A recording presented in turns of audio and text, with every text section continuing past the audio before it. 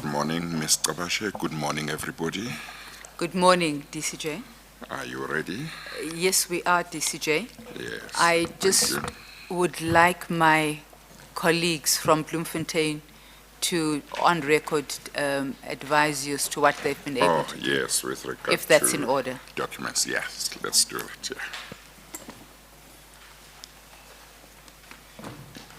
yeah. Morning, Chair. Good morning. Chair, I would just like to place it on record. Chair will remember yesterday there was a request or a discussion with regards to the affidavit. Yes. The unsigned affidavit I can put on record is in line with the signed one that is in the bundle. Chair Yes. also remember that there was a request with regards to the annexes and the readability thereof, Chair. We have gone through an effort. I will not go into detail, but we can, the annexes that is attached to that affidavit is visually in a better form now and can be read, and we have handed over such to my learned colleague. Thank you very much. That's very good. I really appreciate it. Thank you Chair. very much.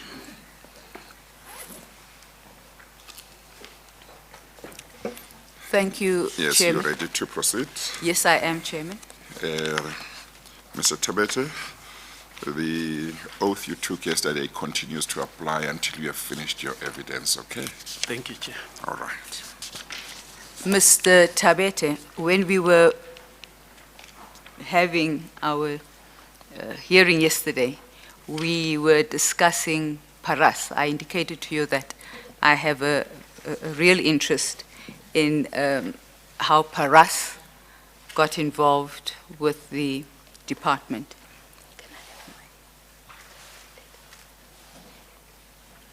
In your memorandum, you had indicated the memorandum to the Free State Premier.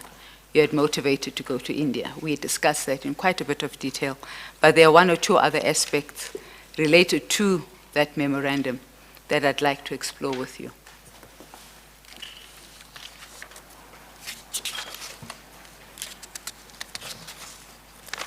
One of the first ones, in fact, what I think I should do is just to very briefly summarize where I think more or less we were on the issues relating to Paras. So we dealt with Mr. Narayan's travel expenses being paid for by the department, yes? That's correct. And then in the evidence you gave yesterday, we also established that Mr. Narayan, as at the 28th of February 2012, had not been appointed to the Advisory Council of the Premier.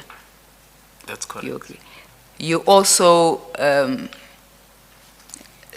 explained to the chairman, on the chairman's question really, that in conceptualizing the dairy farm project for the Free State, your intention was to extend dairy farming to local communities, emerging farmers in the Free State, who would then not only supply milk to the dairy, but also be equity beneficiaries of this project. That's correct. Was that your evidence? Excellent. Part of the motivation you set out in that letter for identifying Paras as the ideal strategic partner was that, and correct me if I'm wrong, or if I misunderstood you, you liked their business model because they collected milk from community members and processed this milk in their own processing plant. This is what attracted you to them. That's correct. And that's what your evidence was. Okay. Now, two things I want to clarify with you. Please, Mr. Kabashe, remind me what page that document is.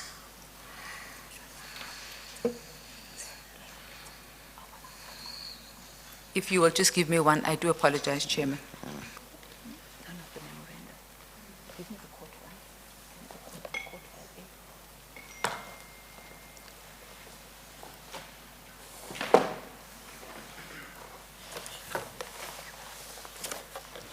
Chairman, I found quite a few clear copies of the same documentation in the court record. Okay. So I You're know I'm looking for those complicating your ones, yeah. life, but if I Yes. might ask you to look at No, the that's court fine. record.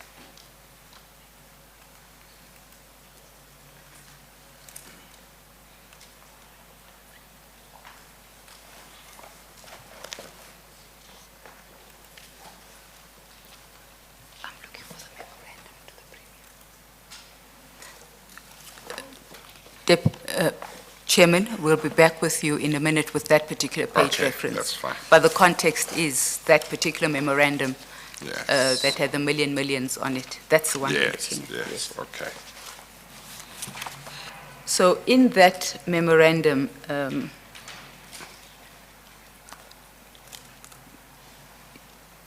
you had set out a particular motivation, but I would like to take you to paragraph 40 of your, Maybe, Mr. Rasha, you can tell me the page of the one that was not so clear that we were using yesterday, if that's easier. I can use it until we get the clearer copy where it is. 1323, file D, reference file D. Reference file B. D for Donald. D for Dondo, okay. Yes. And what's the page? 1323. Okay, thank you. That's right.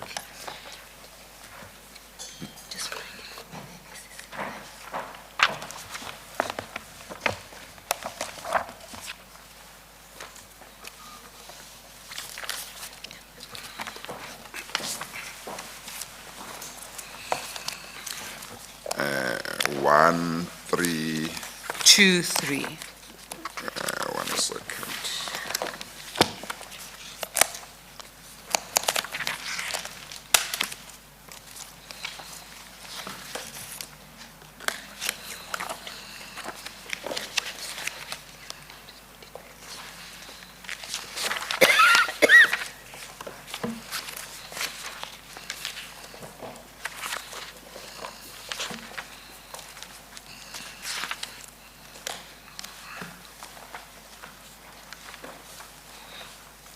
Yes, no, I found it. That's the one that has got 1,000 million rand.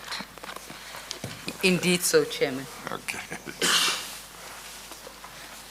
I would at the same time ask you, while you hold on to page 1323 of reference bundle B, to also pull out your witness bundle, HH10, which has your affidavits, your bundle, yes, which we call the witness bundle, yes. If you could please go to page 109, we are looking at paragraph 40 of that document. Chairman, if you want to look at the clearer copy that has been put right at the end of your file, it's paragraph 40 that we'll be looking at. Thank you.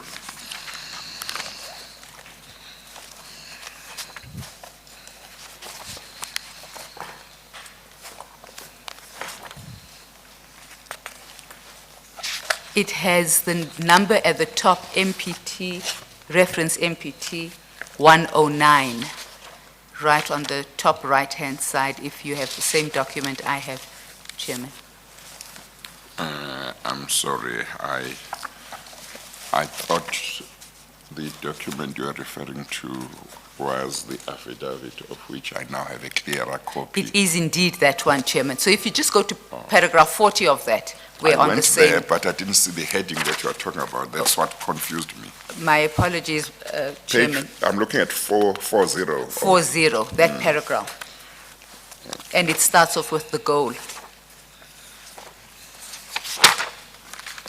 Yes, of course. It starts with the goal was. Correct. All right. So, Mr. Tabete, you have noted in this 2018 affidavit that, and this is what you've written, the goal was to procure and establish a dairy farm for the production of milk, to set up milk production, milk procurement centers at which local farmers could sell and supply their milk, and to set up a production and processing facility where the milk could be processed, marketed, and sold. You've seen that paragraph. That's correct.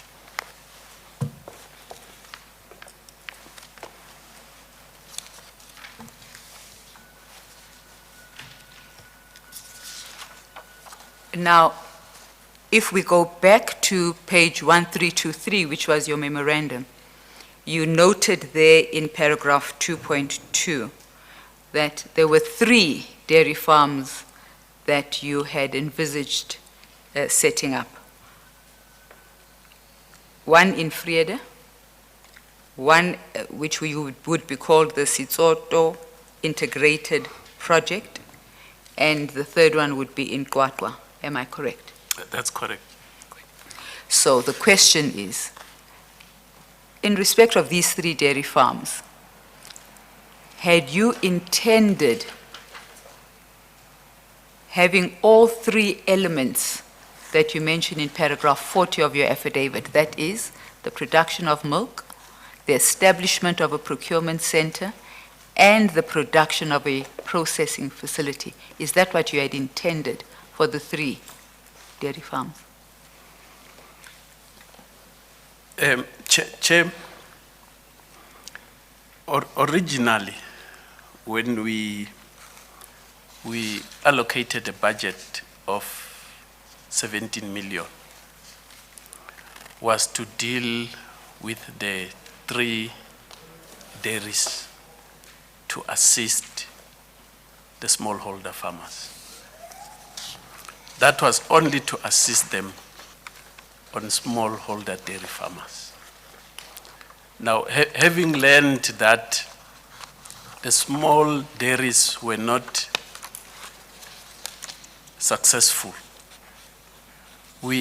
as we proceeded, we then changed the idea. We did not close them down, but we changed the idea of not only supporting the smallholder farmers to establish dairies. That was originally what the money was intended for. But then we came with an idea of not only helping dairy, but also to do processing and procurement, which meant that we looked for a bigger option, keeping in mind that we had 3 areas that we needed to support. Can I, if the chairman will allow me to interrupt you? Okay. Maybe I should make my question clearer. I'm simply interpreting what is written in this letter, and I don't want you to run too far ahead in terms of the developments that took place at whatever phase and point in time. I'm really here at the date on which you made the submission, which was the 24th of February. Yes. As at that point in time, you had 3 dairy projects That's correct. in mind. And the question was, for all 3, had you intended to establish not just a procurement center and processing facility, but also you were going to make sure that they would have milk or have milk produced at the center? So you had 3 elements that you had pointed to in your affidavit. The plan was not to do the same thing in all 3. That helps. But the plan, when you submitted this document, Yes. was to have 3. The budget that existed was for 3. Yes, because I want to be sure that the 17 million for the 3 dairy plans, I want to understand that the plans would be similar, or would the plans be different plans? No, they will be different, Chair. And you will later point us to whatever document you have supporting what you're saying about 3 different plans. When we get there. Okay, that's correct, Chair. You see, because we debated the 17 million, the cost of 17 million yesterday, which was money that had been allocated for 3 dairy plans. Just again, interpreting what you said to the Premier when you submitted this document. That's correct. Yeah. I just want to understand what the Premier understood you to be requesting from him. Okay. Yeah. We also yesterday discussed what I called putting the cart before the horse, So what I was expressing yesterday was that there ought really to have been a pre-feasibility study before you went off trying to put together a dairy farm, and you disagreed with me and said there was no need for a pre-feasibility study before you spent 17 million on plans and more money on other things. Are you with me? I'm not misinterpreting what you said yesterday. No, maybe let me repeat. My understanding was the issue of, what we were discussing was the issue of spending the money before the feasibility study. Correct. Then my argument was that to do the feasibility study, you need the money. Correct. That's correct, yes. And what I had proposed to you was, before you even start allocating money, you really need to have gone through an exercise where you decide on whether you will have the money, whether you have chosen the right idea, et cetera, et cetera. And I just thought of a better term overnight. And I thought one could call that a pre-feasibility study. I understand that you did do a feasibility study, so I'm not contesting that. The idea I was putting to you was that of doing some kind of check on whether this really was the route you wanted to go, a less expensive way of spending government money. So I'm simply tidying up the language I used yesterday and saying, my proposal was about a pre-feasibility study, which I would have thought would be less costly. That's true, Chair, and that's exactly the process we followed. As you can check in the document, there are 2 feasibility studies. We'll get to them. We'll get there. Thank you, Chair. Then, again, still staying with this particular visit, you lodged this motivation with the Premier on the 24th of February 2012. I'm simply looking at when you signed the document. So that's when you would have given it to the Premier. That's correct, Chair. Now, at that stage, that is prior to getting permission from the Premier to go on that trip to India, had you been in contact with Paras? Yes, Chair. When did you first start contacting Paras? If I may not remember exactly, but it was around December when I started interacting with Paras. That's December which year? 2011? 2011. So you arrive in the department in August of 2011. We know that MEC Zwane mentioned this project to Mr. Roy Jankelson somewhere around October, November 2011. In December, you contact Paras. You of course had conducted your desktop study. That's correct. And you then contact Paras. Who suggested that you should contact Paras at that point in time? It was my initiative, Chair. Did you telephone them? Did you email them? What did you do as you contacted them? I called, Chair. Where did you get the telephone numbers from? Chair, in their website, they have the telephone numbers. Who in Paras were you able to contact the first time you made contact? I contacted their office, which was in New Delhi. Then I requested to talk to somebody who could assist me with regard to their business. You did not think it prudent to use the South African High Commission to try and contact Paras or to assist you? You're a man of protocol. You did not try using the South African High Commission. Chair, you do use them when you already know what you want to do, so that you provide them the information of what you want to do, because you need to clear the business that you're interested in before you contact the High Commission. So when you contacted Paras, what idea did you have in mind at the time? Because it was before the 24th of February. So you were not looking for a strategic partner. I see that in the letter of the 24th. What did you have in mind when you contacted them? Clearly, what I wanted to do was to visit and go and see their operations. So by December, you had taken a decision to go and visit Paras and look at their facilities.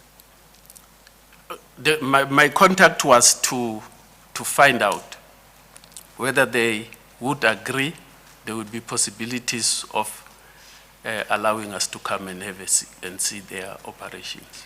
Do you recall who then gave you a response who did you speak to telephonically and who responded to your inquiry? I think in the documents, eventually when I called. No, I don't want eventually. I'm still talking about that first call. I really don't want to get this mixed up. When you first called, that's what we're talking about. Yes, I called the number, it went into their office. And then I requested somebody that I could talk to who could assist us with the operations that they are having in terms of the dairy. Who did you say you were when you called? I had explained myself that I'm calling from South Africa as a head of a provincial government, Department of Agriculture, so I explained myself who I was, and then I requested to talk to somebody there who could assist. And what was the response? Continue, you explaining? They actually gave me the name of a person who could assist. Give us that name, please, Mr. Tabete. The person who was the head of the office was also indicated. I think it was, let me just check the correct name from my affidavit.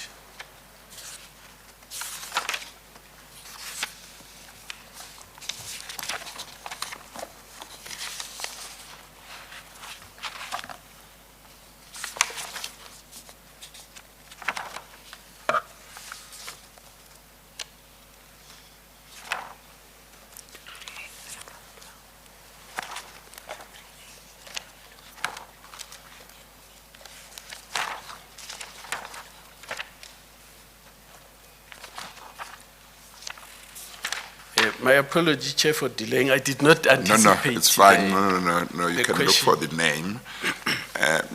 Mr. Abashe might decide that to move on to other things. Then during the tea break, you might look at it more if her plans in terms of her questions permit that.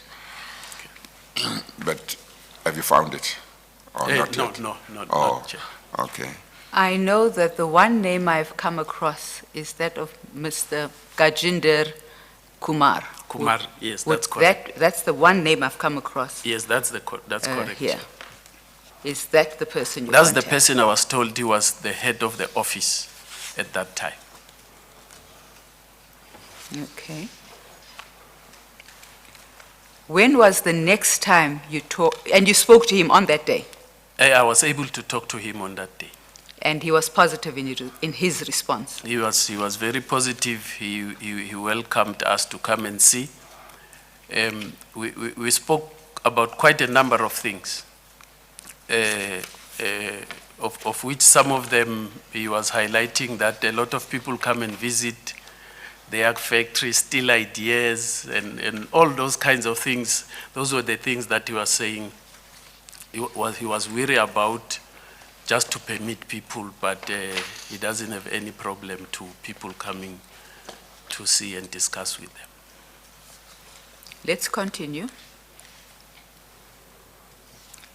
Now, you then had to make preparations to go to India, I presume. Yes, Chair, after I've spoken to him, that was not the only time I had spoken to him. That was the first time I had spoken to him.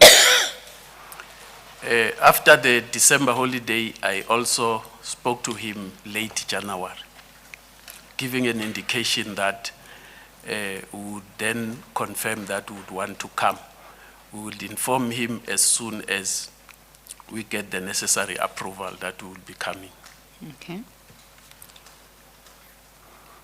You then prepared the motivation for the Premier, whose response you received on the 28th of February.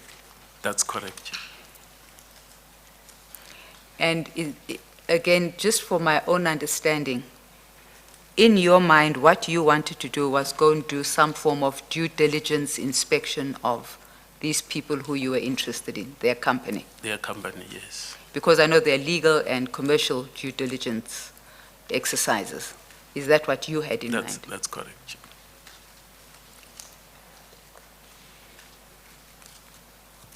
You then get a response on the 29th, but you fly on the, I beg your pardon, on the 28th, and by the 29th you have a ticket, and Mr. Narayana has a ticket to fly to New Delhi. How did you manage to arrange for that trip in such a short space of time? Your approval you get on the 28th, you leave the very next day on the 29th. Just help us understand who was this efficient in making sure you could leave on the 29th? Chair, if you look at the memorandum, there had been some time that I had submitted it. Now, knowing that you had dates that you have recommended, you would not sit back and say, because I did not have a response, therefore I'm not making the necessary arrangement. So you do the necessary arrangement in case you receive the approval, because those dates were agreed with the people that you are visiting. If not, then you will then have to renegotiate new dates.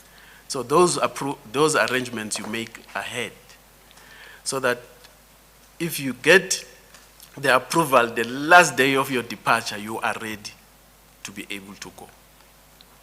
So you do those arrangements ahead of time.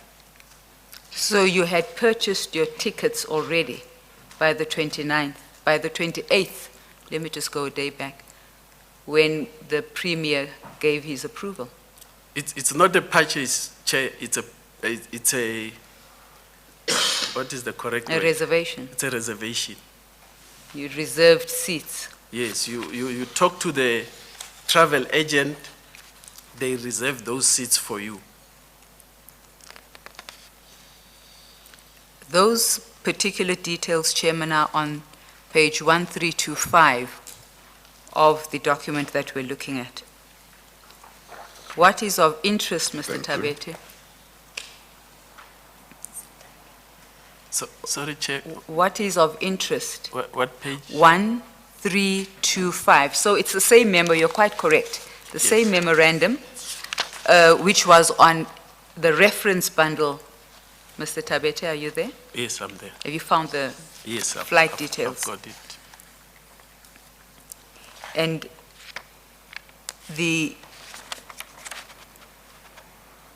you see, because it's dated the 24th of February, but again, so these are quotes that you've received Yes, Chair. for these flights. What I noticed was you left on the 29th of February. You arrived in New Delhi on the 1st of March, the next day, at 10, in fact, at 14:45, at 2:45 in the afternoon. So I presume you got to your hotel at about 4 or 5 o'clock on the 1st of March. By the 3rd of March, so one day passes, that's probably the day you visited. Yes. On the 3rd of March at 11 o'clock in the morning, 10 to 11, you are leaving New Delhi. Yes. What were you able to achieve in more or less the 24 hours you had in New Delhi, Mr. Tabete? Chair, as I have indicated, the purpose of the mission was, as I have indicated, to confirm that there is an existent of the company itself, because if you look on the web, you may believe the company exists when it doesn't exist. It was for me to go there and confirm. We had a meeting with them. They take me through their company, through a presentation.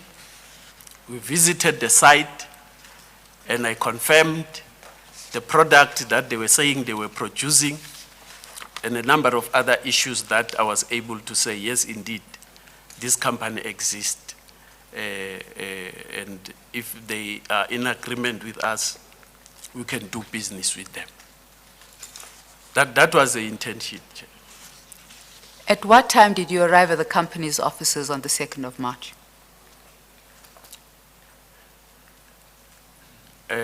I do not remember, Chair, but it was in the same town.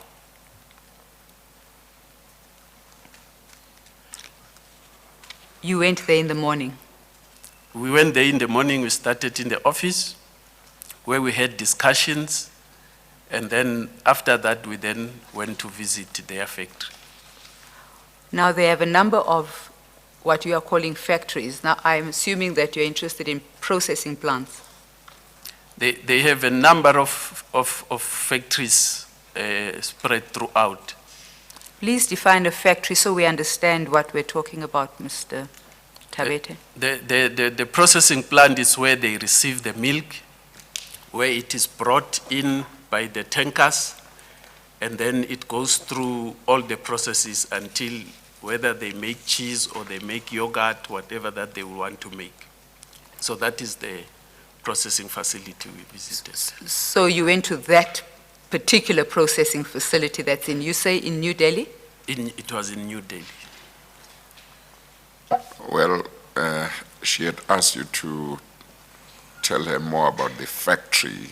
Is that what you were referring to when you went to their factory? Yeah, it is. I'll alternatively use a factory or a processing plant. It refers to the same. No, she just wanted to be sure that she understands what you are talking about when you say factory. Yes, that's correct. Okay.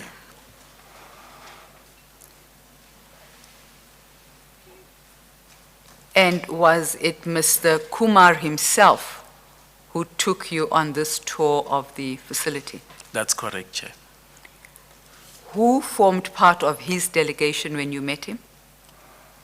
He had a team of people that we sat with in the office, and then when we went on site, it was only him and another gentleman. If you have the names, Mr. Tabete, it's useful for you to mention the names of the other gentlemen or ladies who were party to what you were trying to achieve. It just helps. Do you know who he was with? Because we know that you were with Mr. Narayana. They introduced themselves to us, but I can't remember now, Chair. But they introduced themselves to us. It would also be useful if one understood at what level of seniority you were dealing in this place at this point in time, that you were not talking to somebody who didn't have authority to engage you on the issues you were interested in. Chair, our understanding was that the person that we're dealing with was the head of the office. As in the CEO? As in the CEO. And that is how also I had addressed him when I also sent letters to him. So you were able to get the attention of the CEO of Paras, even though he didn't know you. You hadn't met him before, obviously. No, I had managed to get CEO in a number of times on a call. If they are willing to talk to you, they will talk to you.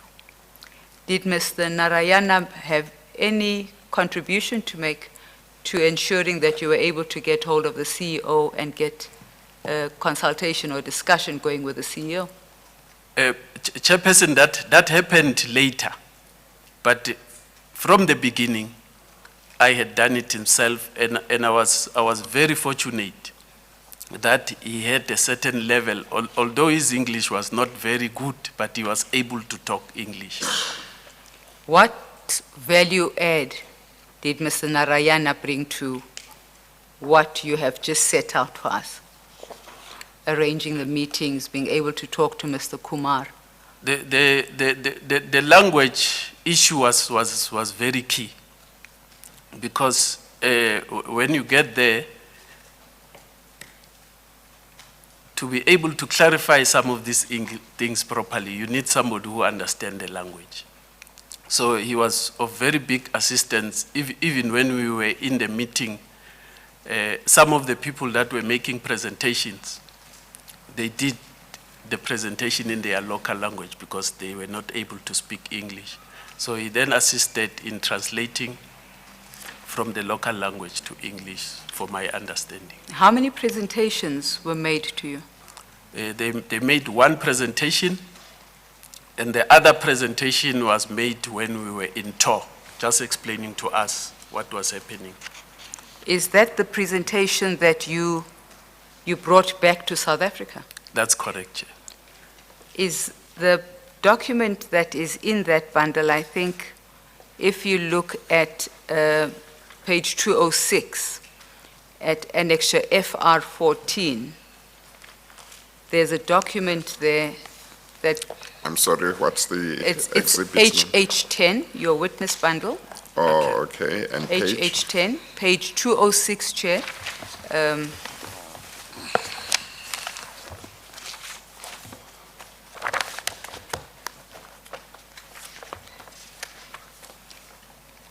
We will have better copies, hopefully, Chair, by lunchtime.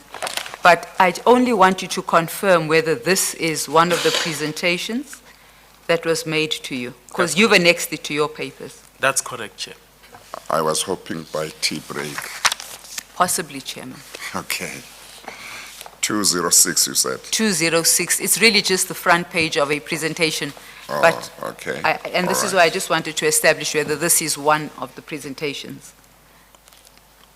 Had you taken a presentation across to Paras? No, we didn't.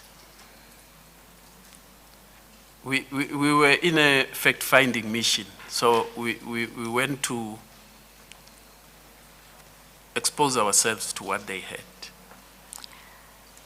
Then in relation to your fact-finding mission, you say they took you through the company's books, etc. I presume these were written in the English language, Yes, it was, Chair. and you were able to sit down and go through their structure, whether they are liquid, etc., etc. That's correct, Chair. How much time did you spend doing that? That would normally be your due diligence exercise, just to make sure these people actually are who they say they are, as you've indicated. We started there, Chair, in the morning, and they took us through the company, the presentation. Then immediately after that, we went on site. My big interest was to understand how they operate, if they are there, and also to go to the site so that I have exposure to the site where they're doing the processing. Now, you also, the way you put it in your affidavit, this is the 2018 affidavit, which is in HH10 at page 238. You say that you brought back your presentation. I just want to understand what you mean by that. So you'll find that in paragraph 10. It's the last sentence of paragraph 10.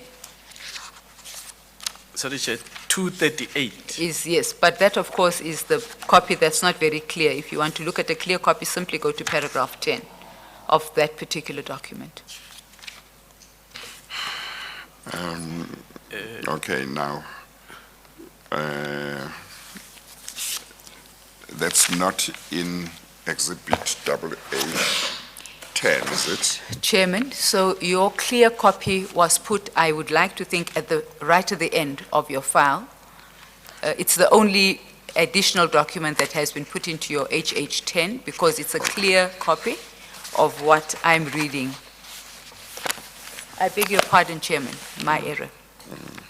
This is actually the 2017 affidavit that I'm looking at. Is that the new one, the clear copy? Chairman, Is that the affidavit which has a clear copy? it is a clear copy, Chairman, but it has always been in your file.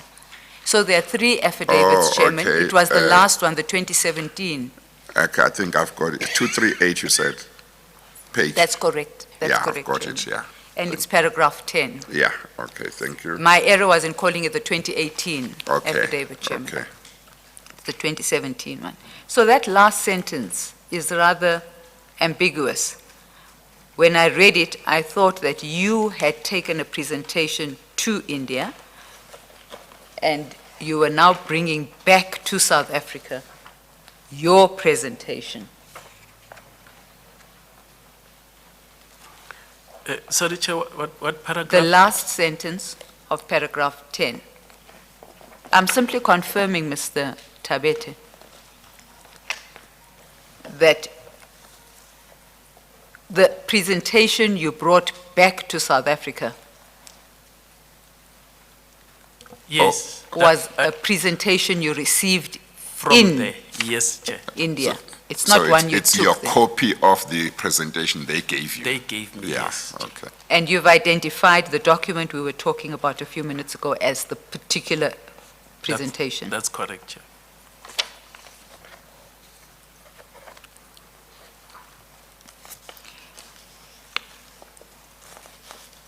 On your return to South Africa, so again, we know that you had discussions with Mr.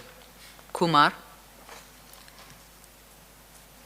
You say that you prepared a report with recommendations on the dairy project concept.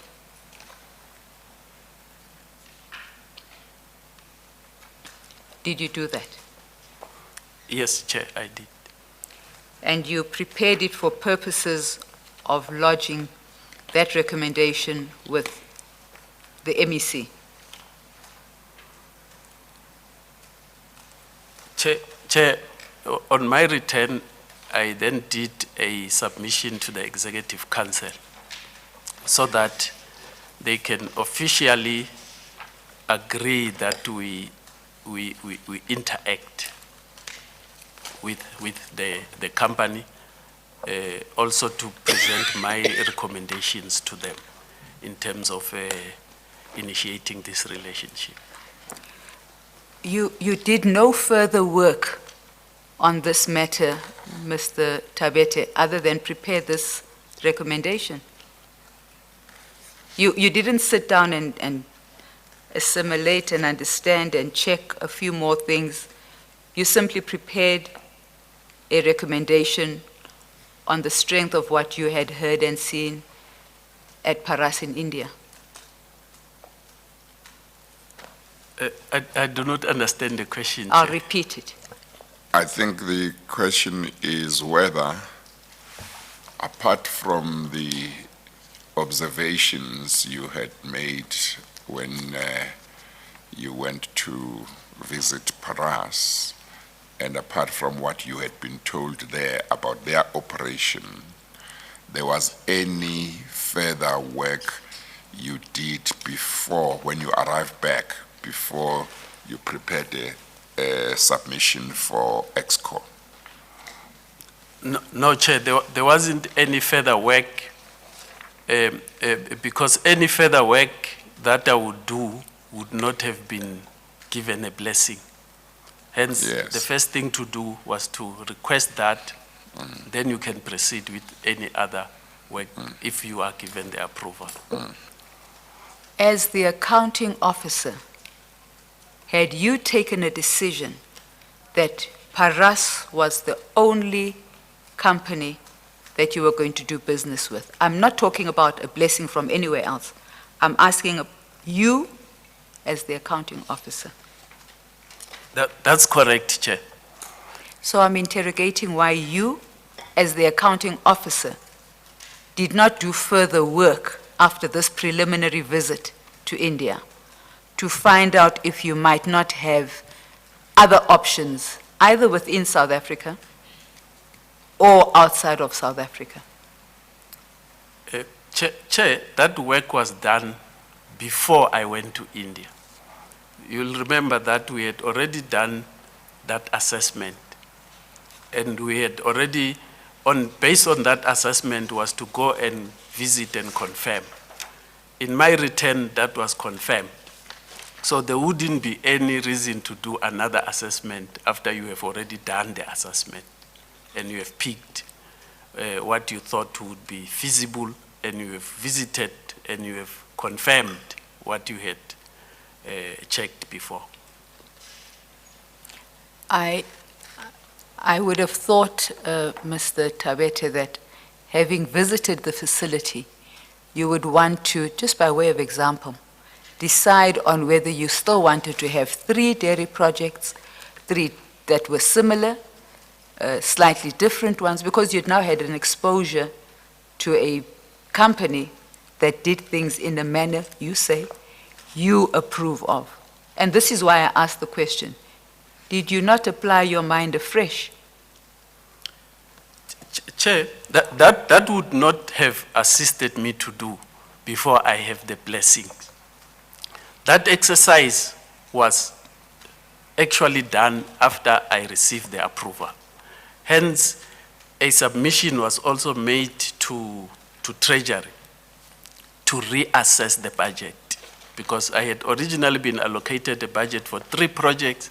Now I have an approval to do a bigger project, of which then I can make a decision to say, which one do I start with? So that was actually done after the approval was granted by the Executive Council.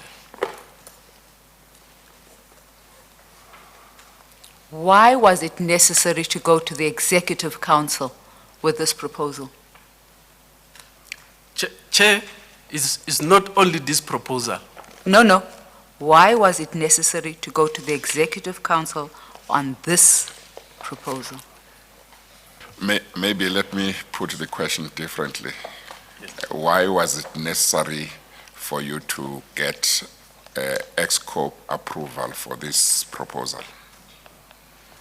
Whether you got it by going to council or not, but why was a council EXCO approval necessary for this proposal? Yeah, Chair, let me start by saying all projects get approval from the Executive Council. Okay.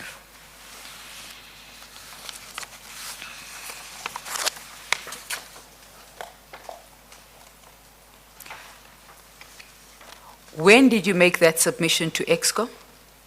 The date? Chair, I need also to go into my documents so that I can track The dates. the dates Yeah. of the submission. Chairman, will you allow me to be of assistance by rephrasing the question, just Yes, to cut it yes. short? Yeah. Is that the proposal you took to EXCO when EXCO in return then gave you the resolution of the 13th of June? No. The resolution of the 13th of June is in all your court papers. I can find it. I'm just trying to help you. To remember the To remember the date. the Well, date. maybe remind him what the resolution of 13 June says. The resolution of the 13th of June says that you can implement the project.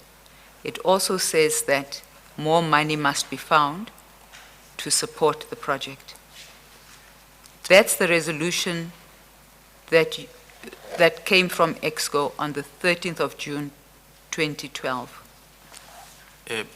Does that help you to remember when you might have made the presentation to EXCO? Yes, Chair, I remember that one, but there were other presentations that I did before that one. Yes, Soon after I returned from India, yes. then I made a presentation And then the one that is in, she's referring to, was the one where I was already indicating that this project that I am doing does not have enough money. I request that I be assisted. Otherwise, if I will not be able to get additional funding, it may not be possible for me to do it. Yes. Chairman, I have the document here, if it makes sense, just at least to give you the page reference number. Yes. Reference bundle A, page 323. Reference bundle A, page 323.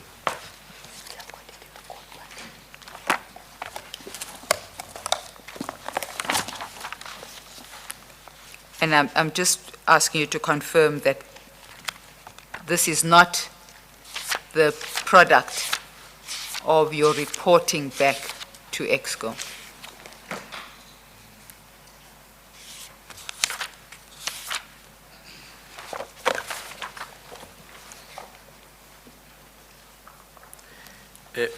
Thank you, Chair.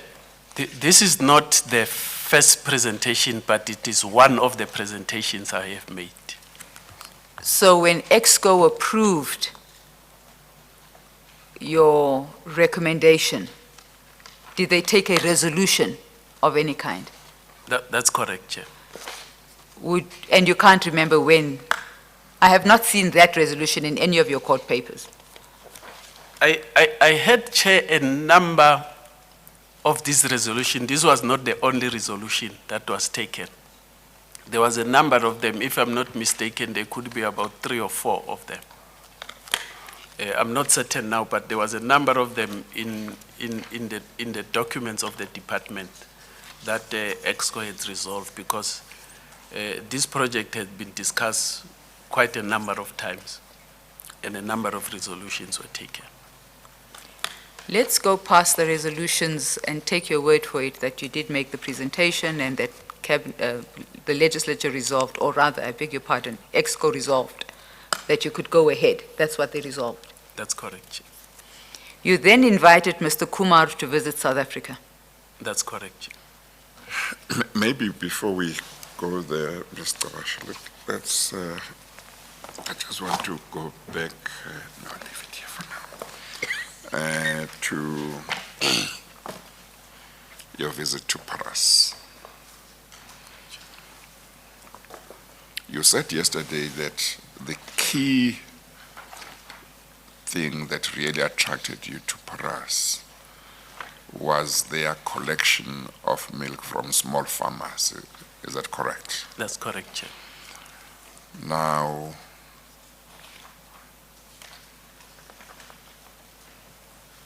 when you were in India,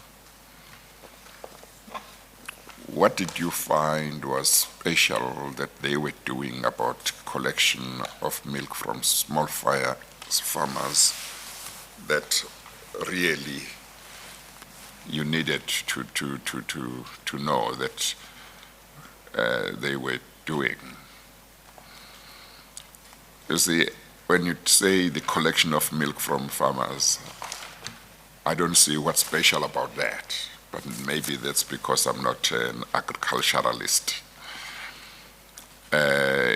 If you do research and find that a certain company collects milk from small farmers and you're in the Free State, I would imagine that all you need is, oh, that might be a good idea.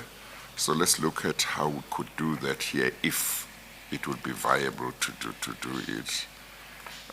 I'm not sure that that's something really that should be key to anything.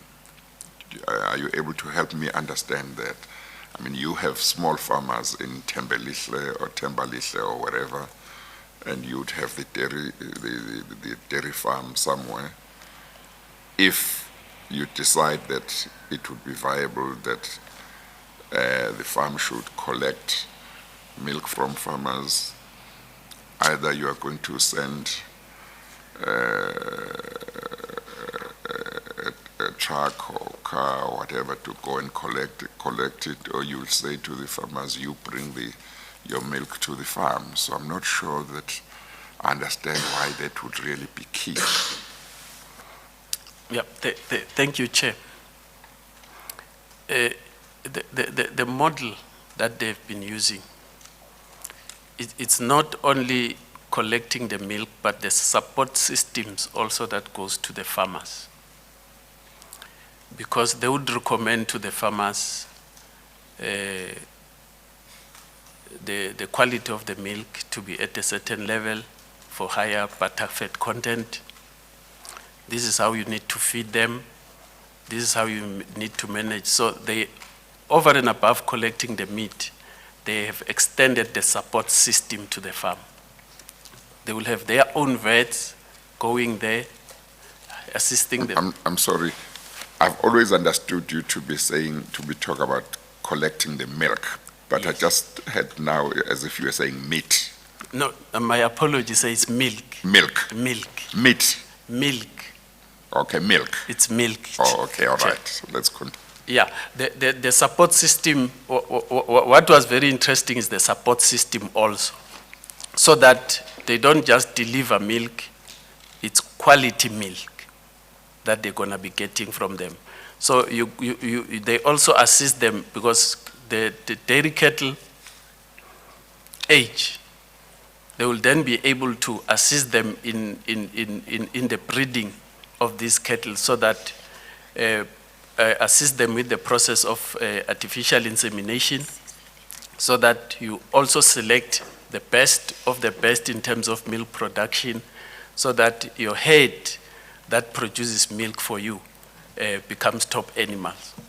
So it was not only coming to say, do you have milk or you don't have milk, but to set up a system that makes sure that you do very well and you're producing high quality milk, because for processing purposes, you do need that milk and you need your hygiene system to be very high. Because milk, in terms of hygiene, if you don't keep those standards of hygiene, your milk get rejected in terms of the bacteria content. So those are the support systems that we also saw.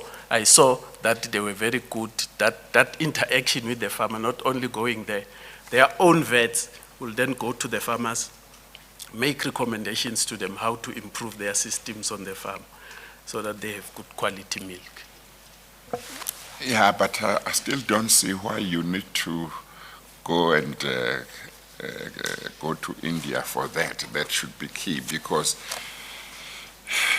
if you are going to establish a project which will require somebody else to supply you with a certain product, obviously you must have your requirements as to what requirements must the product meet in order for it to be acceptable to you.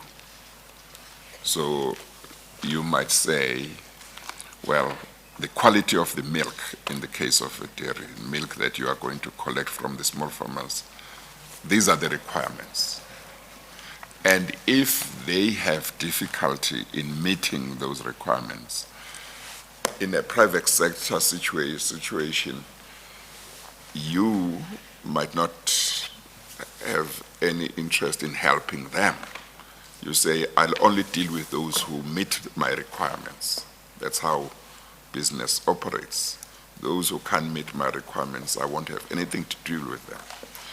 But in this case, because you are government and you want to assist the small farmers, you might then say, well, what we'll need to do is see how we can assist the small farmers to give this farm quality milk.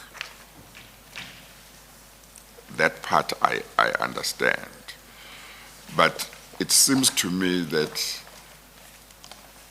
all you need really is people who know what advices should be given, who would know what needs to be done for the small farmers to provide quality milk, I'm just not sure that I see the special key thing that I think you had in mind, Paras would be having about the collection of milk. And I'm trying to understand it and put myself in your position. Thank you, Chair. What the Chair is explaining is exactly what we intended to do. Chair, I had indicated that we had started in the country to explore that idea because our main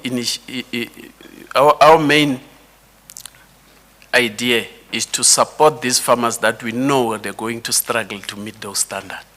And we have to support them.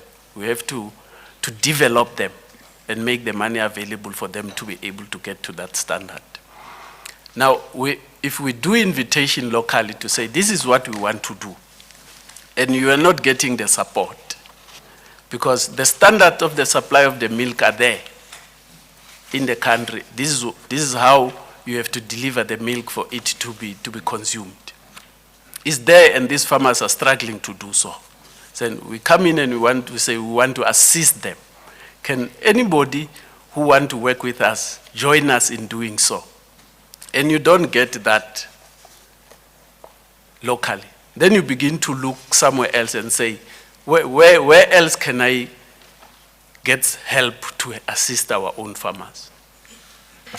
Well, part of what you have said might be helpful in the sense that I think you say, in terms of what the requirements would be for the milk to be of the relevant level of quality, that you knew what is required.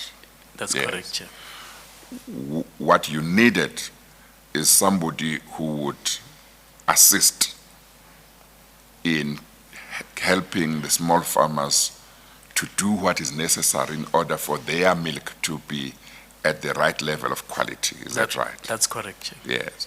Now, is my understanding correct that you say you did approach various entities or organizations or companies within the country to say, we would like to help as the provincial government or as the department to help small farmers here in the Free State or in Friede to do what is necessary in order for them to produce quality milk? That's correct, Chair. And you say nobody was interested. That's correct, Chair. Who are the entities that you approached? Chair, we've organized meeting with a number of them. If I can mention, we had discussions with Nestle, we had discussions with Parmalat, we had discussions with Clover, and if I'm not mistaken, we had discussions with Dairy Bell. And they were not prepared to assist in your efforts to effectively help the small farmers to produce quality milk. They were not prepared to be involved in such a project. They did not indicate interest, Chair, to work with us in that endeavor. But did you write to them or did you speak to them or both? We spoke to them, Chair. We invited them. Chair will remember we have indicated that we did a lot of consultation before on this project, and to the legislature, to a lot of other people, inviting and calling them to participate and work with us. And around when was that in relation to your trip to India? Was it before or after? I guess it was before. It was before, Chair. Are you able to give some estimate? It must have been 2011, I guess. I think it was 2011, Chair. The process, I think we did for 2 months consultation. I think it ended somewhere mid-December, when we had started in October. And what reasons did they give, if they gave any reasons for not being prepared to partner with the provincial government to assist small farmers? Chair, what we had been doing was in-kind invitation to them to join us, because we had already realized that some of them were collecting milk in the Free State.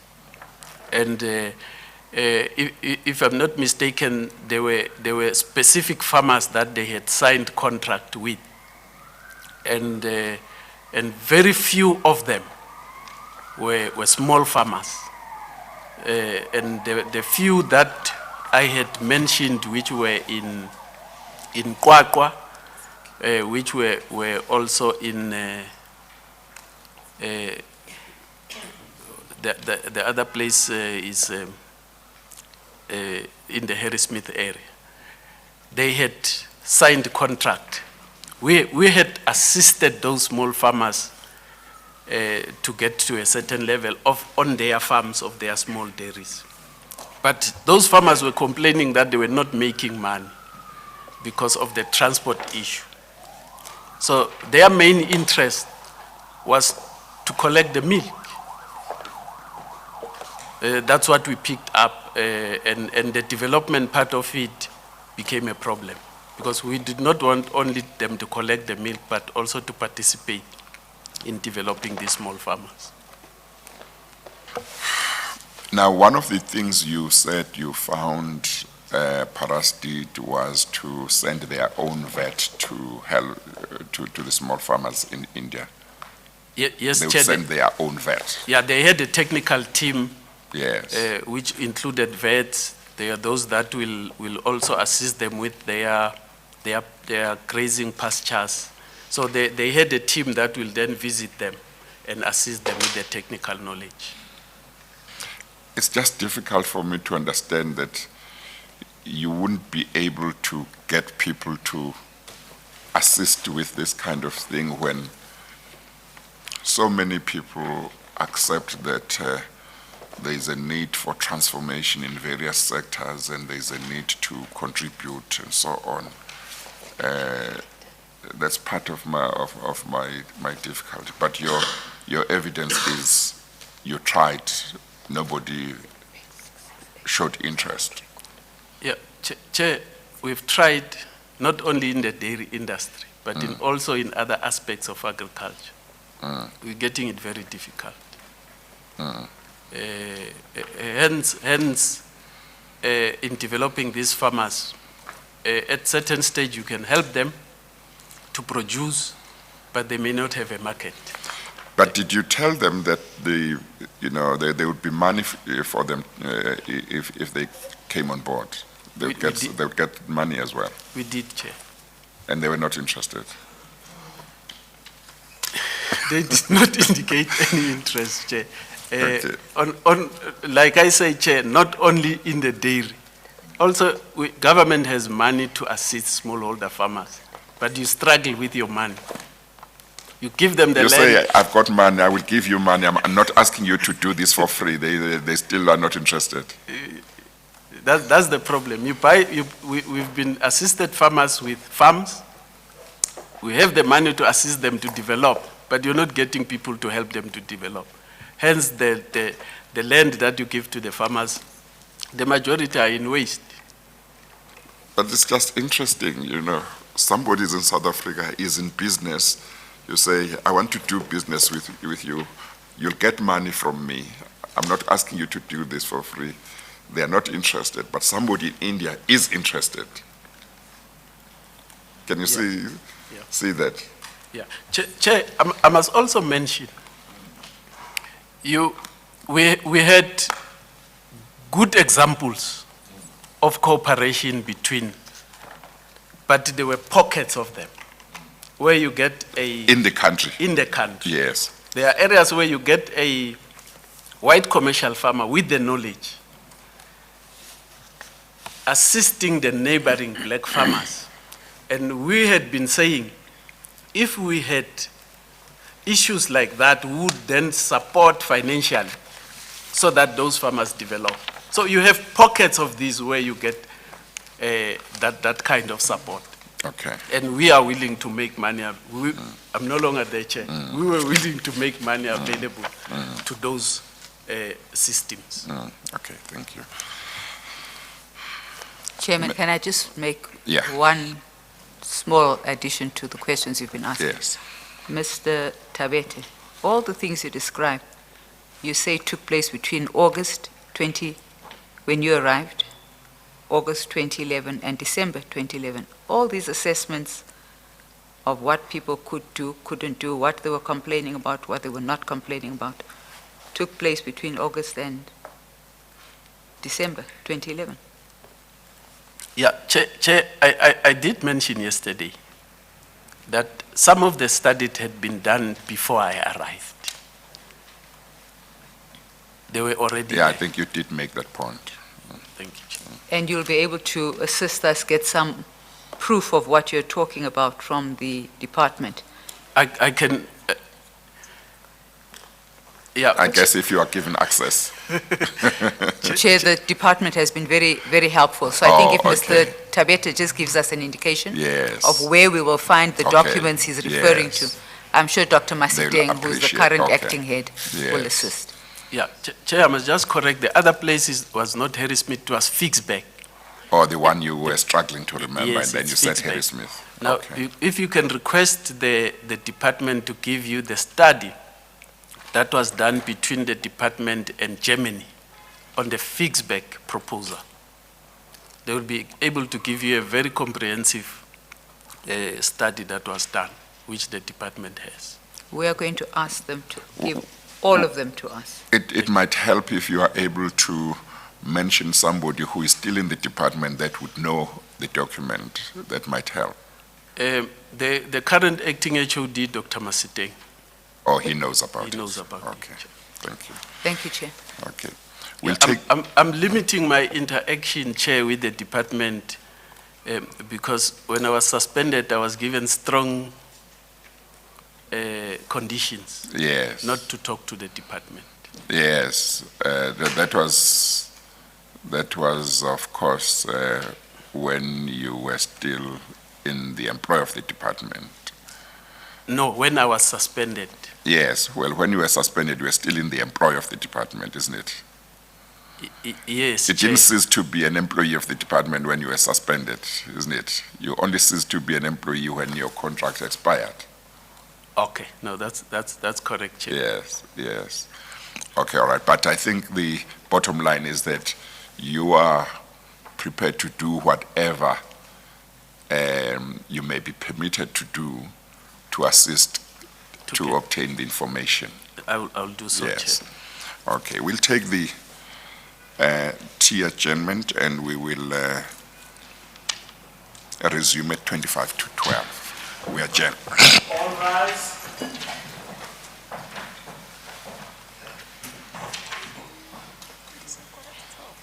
No, 25.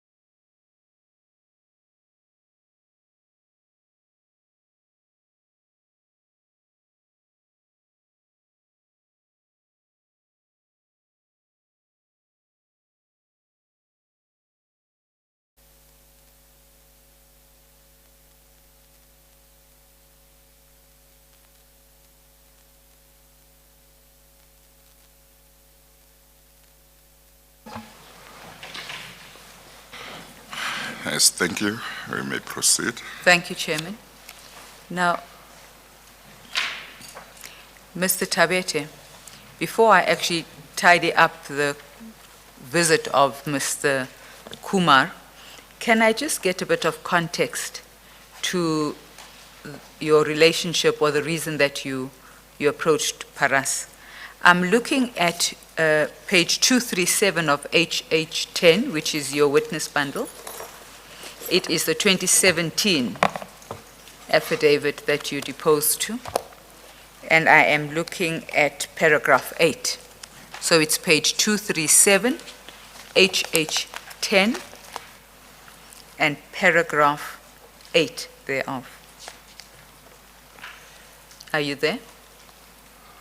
Yes, Chair. Here you speak of your analysis of India being identified as the highest milk producer, and you talk about there being an existing bilateral agreement on agriculture between South Africa and India. Then you say, see attachment MPT3. Now, I know we don't have those annexures, but can you just elaborate on what you were referring to here? Yeah, Chair. Let me start with the issue of the existing bilateral agreement. This was an indication that agreements were signed between the two departments. It covered a whole range of issues, but it also indicated that relationships between the two departments can be created relating to issues of agriculture, which were covered in that agreement. Can I point you to an MOU that is part of the court papers? In fact, the copy I'm holding here can be found in court records, Chairman, the court records file. Okay. B, court records B.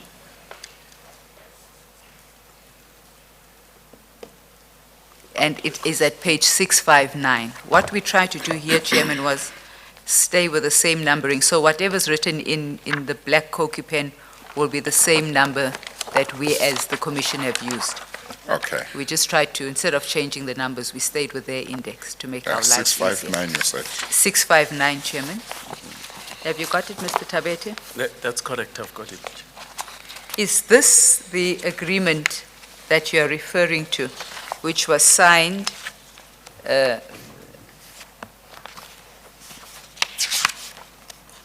on the 4th of June 2010?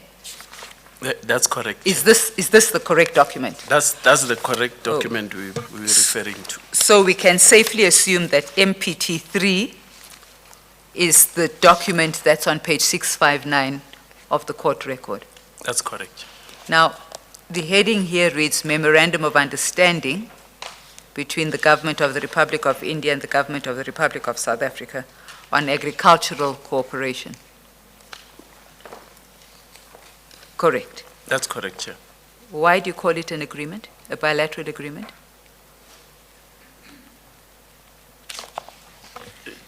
Chair, this might have been maybe the correct quoting, but this is the document we're referring to as attached. Yes, what's the issue with that, Ms. Kabasha? It's not an agreement, Chair. That's the first thing about it. Huh? It is not an agreement. It's a memorandum of understanding, Chairman. Or the emphasis is on agreement rather than on bilateral? Well, yes, because I'm assuming that the relationship that was being carved with Paras was based in part on what Mr. Tabete understood this document encouraged. No. I thought that when you were asking him why he was calling it a bilateral agreement, the emphasis was bilateral, but that's not what it was. It was about agreement or memorandum. Absolutely, Chairman. Okay. Now, it's important, Mr. Tabete, to clarify this because This document has been relied on, my understanding of these papers, as a document that encourages South Africa, including organs of state like the provincial government and the department, to engage the government of India or companies in India for various purposes. But what it actually says is, first you'll find the purpose I have no difficulty with rather, it's to promote scientific and technological capacity building. Then the competent authorities, it's a government to government memorandum of understanding. Scope of application says the competent authorities shall, subject to the domestic law in force in their respective countries, endeavor to facilitate the necessary support and facilities to implement joint agricultural development programs. More importantly, Article 5 speaks to a joint agricultural working group. Now, Article 5.1, are you there? 5.1, Article 5, Sub 1, this is important. That's correct. Says a joint agricultural working group, hereinafter referred to as the JAWG, shall be established to implement the provisions of this Memorandum of Understanding. Now, when you made reference to this document in your paragraph 8 in 2017, were you aware that this document has no legal force in this country?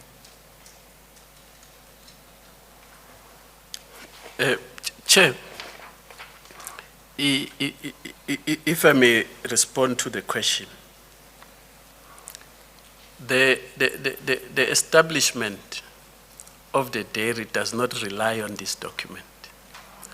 This document offers protection in case if you have a relationship with a country and you get into problems, you are able to interact because you have got an existing agreement. So government can assist you to facilitate if you have challenges. Hence, we've then been quoting this document. We've not been saying this is the document that allows us to do the process, but it provides the platform for us when we have got problems. It enables you not to be asked, who in the country have you ever seen dealing with that country? Yes. How did you come about to have dealings with that country? You say, well, it's a country with which South Africa has an established arrangement. That's correct, Chair. Okay. That's the precise point, Chairman.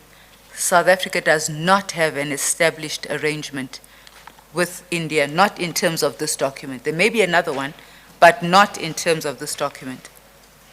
So is there no memorandum of understanding such as the one that's reflected on that page? Chairman, the correct interpretation of this particular document is that the Joint Agricultural Working Group is the vehicle through which this particular document, or this agreement rather, will be operationalized. Now, No. My question is, that page, what was the page where that memorandum appears? 6.5, the memorandum itself, Chairman, Yeah, so my question is on 659. My question is, are you saying that there was no such memorandum? This is a fake thing or something that did not exist? Was it not entered into between South Africa and India, that document? Or is your point on the content of the memorandum? There are 2 points, Chairman. The letter, but more importantly, the misrepresentation in the affidavit by calling it a bilateral agreement. A bilateral agreement, and as Mr. Tabete is aware, goes through various hoops before you sign a bilateral agreement between two countries.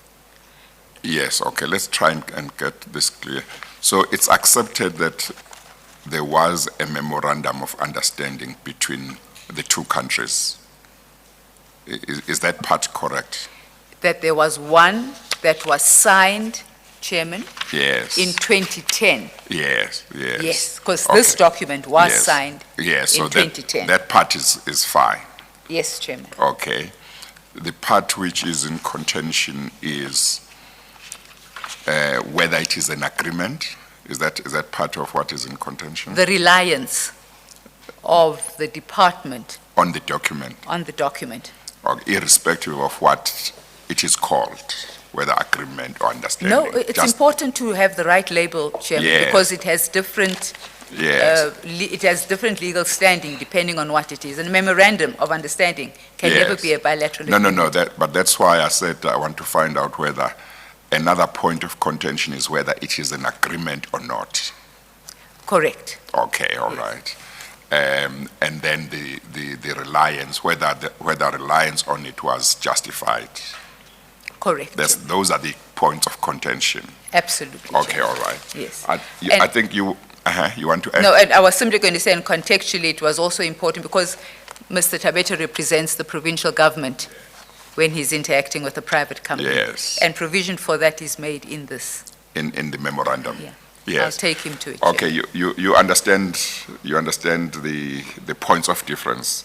So I think, one, it's whether that memorandum of understanding is an agreement. Obviously, that raises the question when you say bilateral, the whole question starts from being an agreement, because if it is not an agreement, then you don't even go to whether or not it's a bilateral agreement. But of course, it's between two countries, as I understand the memorandum. The second point of contention is whether there was justification for reliance on it, to the extent that there may have been justification on your side for relying, or there may have been reliance on your side on it. You understand? I understand, Chair. Okay. I don't know whether you just then want to take I- from there, I- now I- that there's clarity. I would, Chairman. Yes. I just want to point out that Article 6, so we've dealt with Article 5, which is the implementation article. Article 6 at G says cooperation shall consist of, but not be limited to the following, and item G says promotion of contacts between the relevant public and private enterprises, organizations, and other such fields as may be agreed upon by the parties. So you're a public entity, Paras is a private entity. Had the implementation mechanism been operational, you would be relying on G. Am I correct? It's correct, Chair. Can I maybe mention something? Yes. Our reference to this document was for protection. In an event where we have a problem, then we'll revert to this document and request the Department of Agriculture in India to assist, because the forms of cooperation have been indicated that document, that it could be public to public or public to private and so on. So that in an event where you are no longer treated fairly, then you go back to the department and say, we need your assistance in this area. And this agreement will then assist you. Because we are already, because there were already setups that were formed, meetings that were happening between the two country departments, where you were raising your problems, they raised their problems, and you are able to resolve those problems and proceed. Hence, the document refers to establishments of those systems. Mr. Tabete, if you look at Article 12, it reads thus: the Memorandum of Understanding shall enter into force on the date on which each party has notified the other in writing through the diplomatic channel of its compliance with the constitutional requirements necessary for the implementation thereof. The date of entry into force shall be the date of the last notification. Now, those constitutional requirements that are necessary have not been concluded, and you're aware of that, are you not?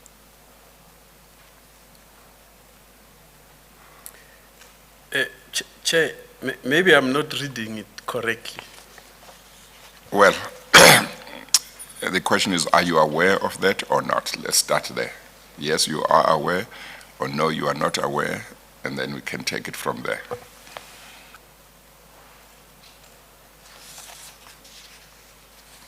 What Mr. Kabashe is saying to you is that before that memorandum of understanding could be operational, could be put into effect, certain things had to be put in place. They are set out in the memorandum, and she has referred you to them. And as long as those things had not been done, the memorandum of understanding could not be of use. And she is saying, you are aware that those things had not been done. Are you not aware that they had not been done as yet when this happened? I'm not aware that they have not been done, Chair. Chairman, the reason I raise this aspect as one of concern is because I have assumed that the Premier and the MEC would have taken comfort in the fact that they were told that there is a bilateral agreement that supports what they want to do with a private company in India. And that's really where the concern lies. You interacted with the MEC, with EXCO.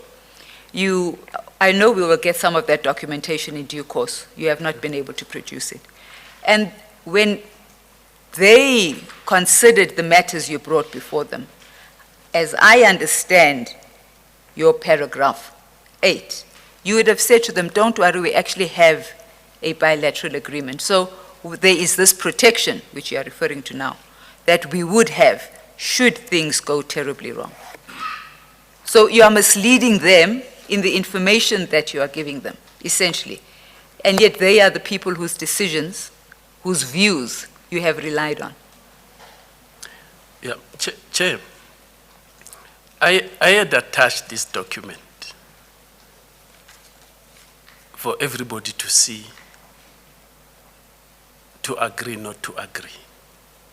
So it was at the disposal of everybody, including the people that could have advised differently, to say, but we don't agree with you.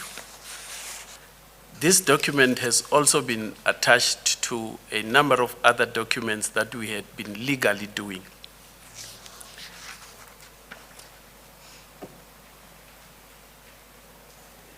Hence, I'm saying, Chair, the reference to this document was for protection purposes. Well, maybe let's talk about that protection, because in part that's what Ms. Kabashe is talking about, but she may, at this stage, she might be talking about a certain aspect of the protection. Let's talk about another aspect of protection. Yes. Now, There is a protection that I said to you, you may have been thinking of, and you agreed. Okay. Now, the point, part of the point being made is, or at least that's what I'm thinking, if you are going to rely on an agreement or on this memorandum of understanding, at least you would be expected to check that it was operational already. Because if it was not operational, it could couldn't give you any protection. Do you agree with the latter part? I agree, Chair. Yes. So did you check whether it was operational before relying on it? Chair, the document was already operationalized because ongoing meetings were happening between the two departments, the Department of Agriculture in South Africa and the Department of Agriculture in India. So this memorandum of understanding was being operationalized. Now, you had Mr. Bashir referring you to a certain clause, I think it was 5, if I'm not mistaken, which sets out what needed to be done before the memorandum could be operational. Do you not agree that those requirements that she drew your attention to were requirements that had to be met before the memorandum could be operational? Do you not agree with that part? Irrespective of what may have been happening factually, namely, maybe there were meetings taking place, notwithstanding the fact that maybe those requirements had not been met. Leave out what may have been happening factually. If you look at that clause and requirements being set, do you not agree that those requirements would have had to be met before the agreement, the memorandum, could be operational? Chair, that is the part that I was not agreeing with, because just talk to that. Let me hear that. My understanding of that was you cannot do business with a country until there is a signed bilateral agreement country to country. That is the one which I said I do not agree with that one. Because until you get to the country to country, you must have examples of corporations that have been successful, that you can be part of your motivation for the signing. You may not rely on, you cannot say we will only do business once country to country has been signed, where there is no objection, unless there is an objection that we do not encourage country to country. But in this instance, there has been no objection, because the minister, when he signs an agreement, he gets delegated to enter into that agreement. So I did not see any problem for this to happen. Yes, but just to make sure that we understand each other, are you saying that the clause that Mr. Bashir read to you as reflecting requirements that had to be satisfied before the memorandum of understanding could be operational, are you saying you don't agree that that clause says that? Or do you want to be referred to it, Mr. Bashir? Do you want to continue from there? In his affidavit. Yeah. Oh, okay. Chairman, can I again just elaborate a little bit? Yes, that's fine. On the points that you are raising.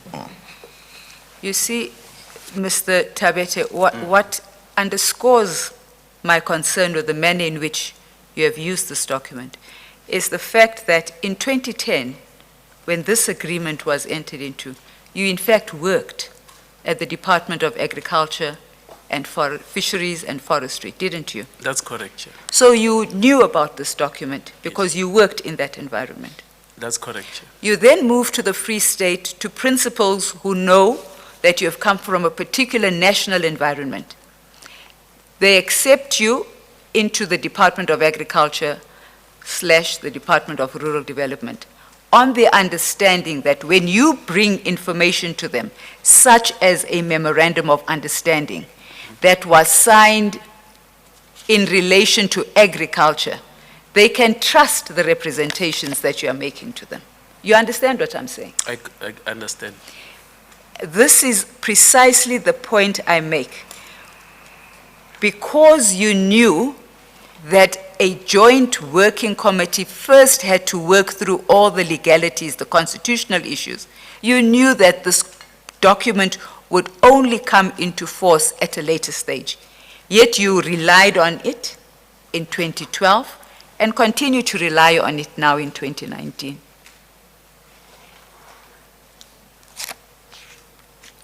Chair, the Memorandum of Understanding had a time frame period.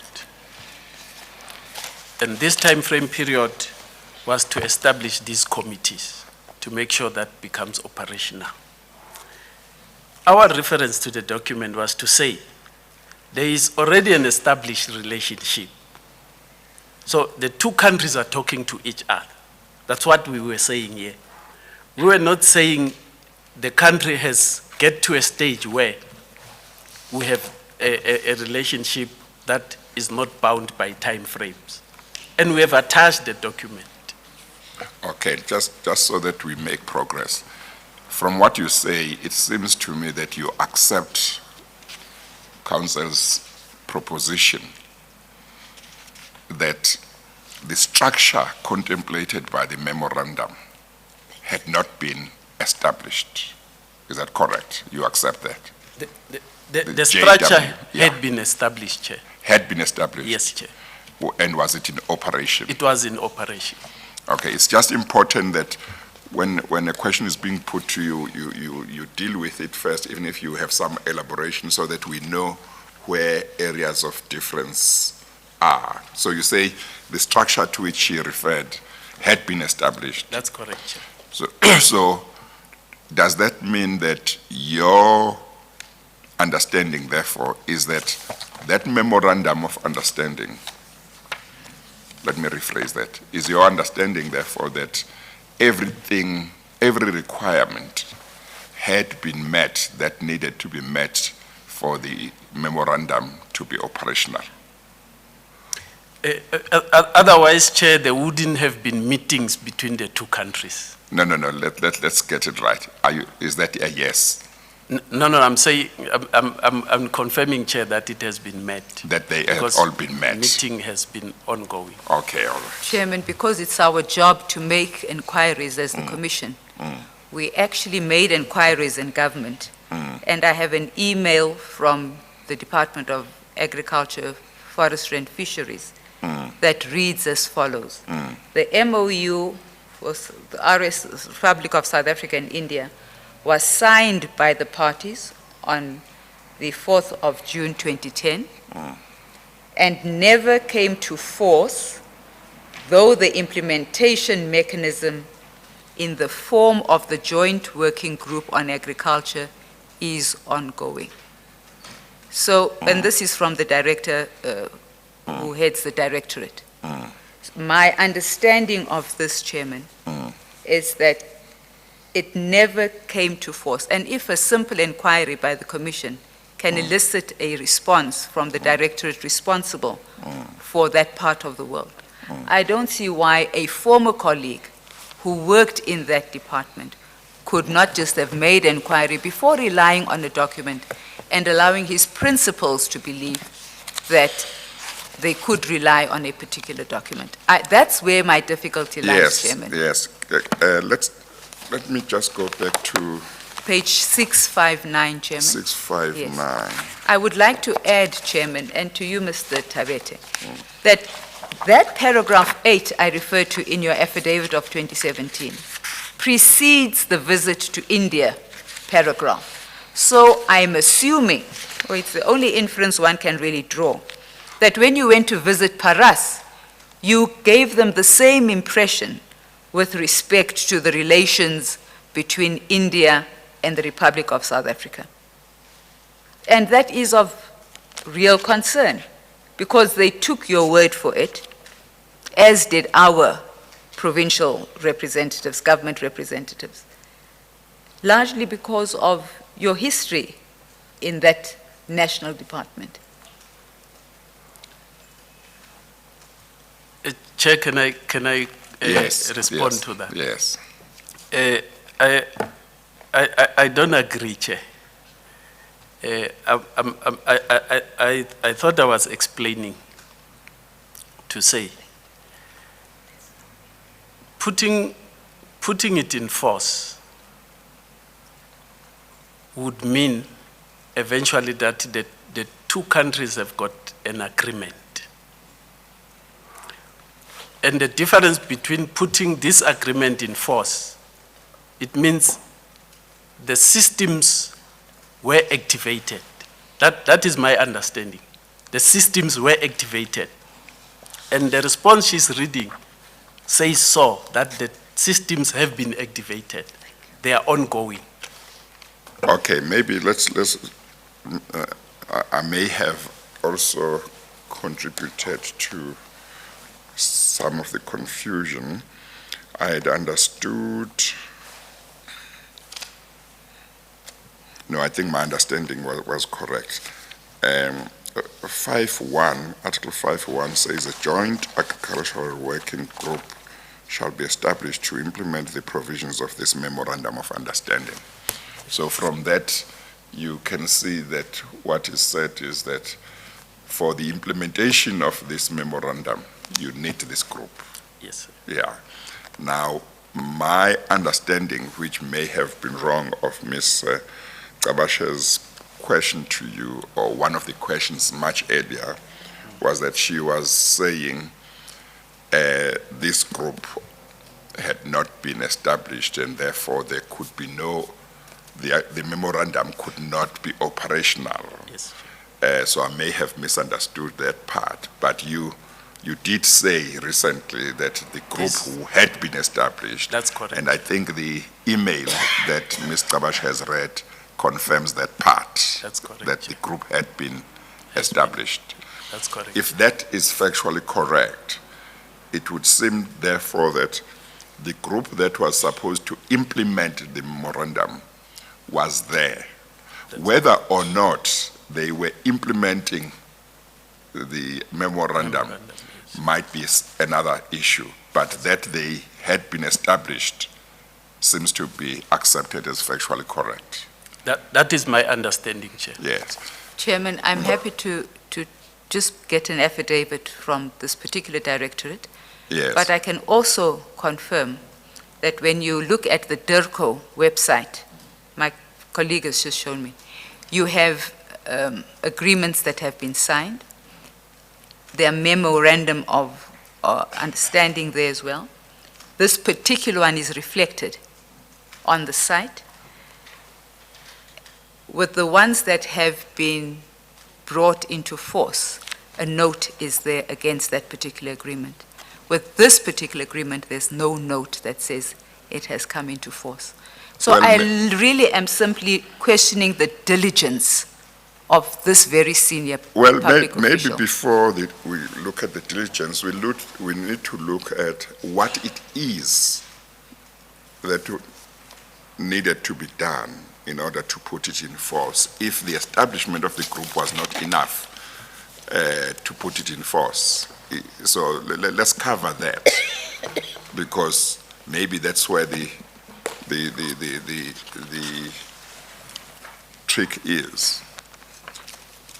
Chairman, so Yeah. if you then look at Article 5 sub 2, it reads as follows: the heads of the JAWG shall be senior officials. Sub 3 reads, the JAWG shall be responsible for establishing working groups, approving and overseeing their work plans, assessing the outcomes of implementing programs of the Memorandum of Understanding, submitting proposals for their future development and improvement, and recommending solutions to overcoming problems and difficulties. That's where the protection element that Mr. Tabete, that you refer to. Well, This we'll have does to not check give with you- him whether that's what he was talking about. Yeah. Are the things mentioned in Article 5.3 the things you were talking about when you said you would rely on this memorandum for protection if something went wrong? Not Chair. the items that are being mentioned here were programs of the working groups that they're gonna work on. But it does not say all investment opportunities that exist between the two countries have to go through this working group. It doesn't say that. So it says these are the key areas that they will be dealt with, and the meetings between the two working groups will be continuously dealing with those things. And that is my understanding. Just articulate again what it is that you regarded as protection that you thought was necessary for your for arrangements relating to Paras in relation to this memorandum. Protection will mean there is ongoing engagement between the two countries. If you were to raise a concern, you have a platform that you can get into and raise your concern. That is the protection, because it is there, it is in existence. Yes. That's the protection. That's what we are talking about. That's correct, Chair. So that you could then go to approach the National Department of Agriculture. Yes. And say we have an agreement with a private entity in India, Yes. But we have these problems. See whether the government of India can assist us or not. That's correct, Chair. Okay. Chairman, I believe it can be cleared up by a affidavit. Yes, okay. Might I just point out, though, that Article 8 of the same Memorandum of Understanding deals with the details of joint implementation programs. So that's a completely separate section, the details of the joint implementation programs. But be that as it may, Chairman, the concern really is what Mr. Tabete, the concern is what you did, given that you were the head of department and accounting officer, in relation to your reliance on this document to give comfort to your principals and to give comfort to a third party that some protection would be some afforded, or there was a vehicle for resolving any difficulties that might arise. This document does not give you that protection. You are free to comment and defend your position if you want to do that. Thank you, Chair. Chair, I don't agree that the document will not offer any protection, because it offers you a platform to raise your concern. Because if the government of that country can then engage and you are able to engage them, the problem will be where you don't have a platform to engage them. Then you have a problem. You don't know who to talk to. Therefore, I say it doesn't mean that this document was just signed for the sake of signing. It's for assisting the country. So it might, you say it might not be strict protection or guaranteed protection, but you say it provided a channel through which you could ask the government of India to do something if Paras gave you problems. That's correct, Chair. But in terms of what it is that the government of India could do or could not do, that you don't know. No, Chair. Yeah, and it could be that there was legally no protection it could provide. But you say at least a request could be sent through channels. That's correct, Chair. Yes, okay.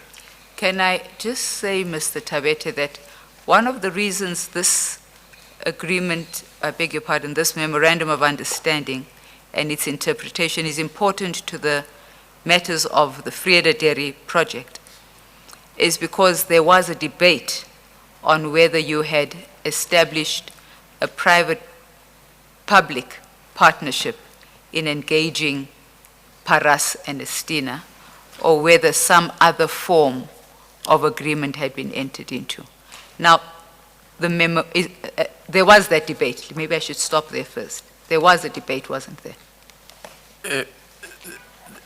There were suspicions, Chair, that we have entered into an illegal public-private partnership. But at that stage, we had an agreement signed, and it wasn't that. So I don't understand where it came from, because there was an agreement on the table, and the agreement was not a triple P agreement. Yeah, no, I think Mr. Bashe simply wanted you to confirm that there were people who were saying, isn't this a public, public-private partnership agreement, and others saying it's not. I think that's what she's talking about. And you are confirming that that was so. Yes, Chair.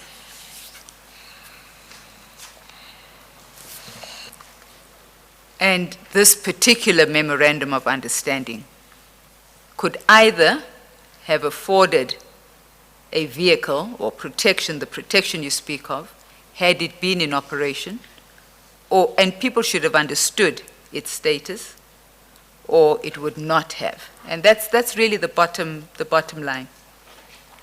The manner in which you have used this document. That's really the only contentious point. Chair, I don't agree. The debate was not on the basis of this document. And it has never referred to this document to have been used for that debate. That's why I say I do not agree, because later it was also confirmed that indeed it is not, after all documents were made available. So it might not have been referred to this document because this document was released later, not before the debate, but when the inquiries were done, it's only then that they saw this document. So it might not have been used or relied on for the debate. I'm moving on to a new. Oh, I was about to say we have spent quite some Yes, time on this document, yeah. Okay. Thank you, Chairman. Mr. Gajandir Kumar, you then invited him to come to South Africa. That's correct, Chair. When did he arrive in South Africa? I need to refer back, Chair, to Yeah, feel free to do so. Page 288 of HH10 might be of assistance to you, your paragraph 12. 258. I hope I'm giving you. Oh, no, there's some. 238, not 288, 238. That's the 2017 affidavit. That's correct, Chair.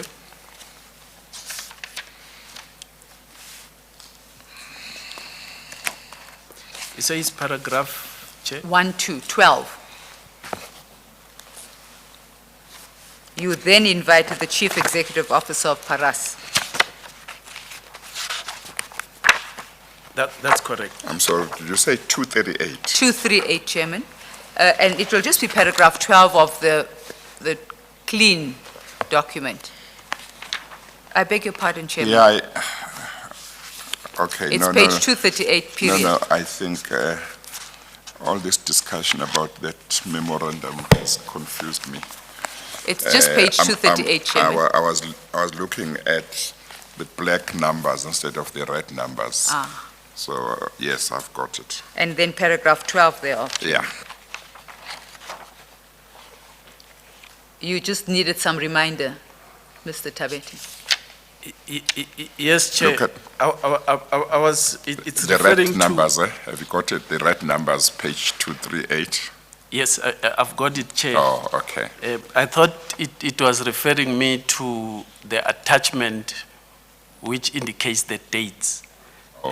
This particular paragraph does not give the dates because the question was when. I thought you might be able to remember once you looked at the manner in which you had noted it in your affidavit. In any event, would it have been early in the year? Would it have been later in the year? Would it have been towards the end of 2012? Chair, in my founding affidavit, those dates were indicated. given. Can I look for that one, because it has the I dates. don't know whether you need the particular detail, Mr. Bashe, whether just the month might do. The month is in order, Chairman.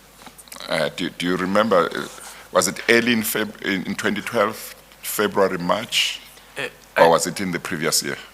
I don't remember, Chair. You can't remember. I can't remember. Would it Was have- it soon after you had come back? You had come back from It India, was after I had come back from but India. reasonably soon, or 2-3 months later, or after you came back. You won't be held to that as long as it is more or less gives us an idea. It could have been a month or two, Chair. It wasn't might a be very good long enough. period. I- But can, Is that good That's enough? good enough, Chairman. It's an Yes. introduction to a totally different Yes. topic, line of Okay. questions. okay, So it would have been before you signed the agreement of the 5th of June. that's correct, Chair. Right. Who suggested that Estina partner Paras? Chair, during the visit of the Indian company, Paras. Paras, they indicated interest, not only on the model, but also to invest into the project. Then my concern to them was that it would be very difficult to interact and enter into an agreement with a foreign company. For us to be able to do that, they must register in South Africa or have a partnering company that we can operate with. That is what we indicated to them, that we will not be able to do so, because if you enter into an agreement with a company that its laws do not apply in South Africa, we're going to struggle. They had to register or identify a company which they can work with. So is your evidence, therefore, that when you went to India, Estina had not been identified yet as a company that would be involved in this dairy project? No, Chair. And at that stage, when you went to India, is the position that you were not contemplating as yet that Paras would need to be registered in South Africa, or that they would need to work with a local company? At that stage, is it something that only came up when they visited South Africa? That's correct, Chair. What I can also indicate is that it was also our interest to raise their interest for investment, Yes. which during the visit, they indicated that they can work with us, but they had not confirmed if they would want to invest. Hence, we then invited them to say, this is where we want to do the project, this is how we want to do the project. Are you interested? Can we use your model? Because we did not want also to be accused of using a model that we do not have permission to use. On those bases, then I invited them to come. And we had discussion with them. We took them to the site where we thought we will have the project put up. And then they indicated the interest, and we therefore indicated to them how we would want them to work with us, either to register or to have a company in South Africa that they could work through. So when you were in India having discussions with the Paras officials, Was your contemplation simply that you wanted to see how their model worked, and you would then come back and seek to apply it in South Africa, and that their involvement in the project would be limited to the fact that you are using their model, and maybe where you have problems you could consult them, but that's how far they would go? It was both, Chair.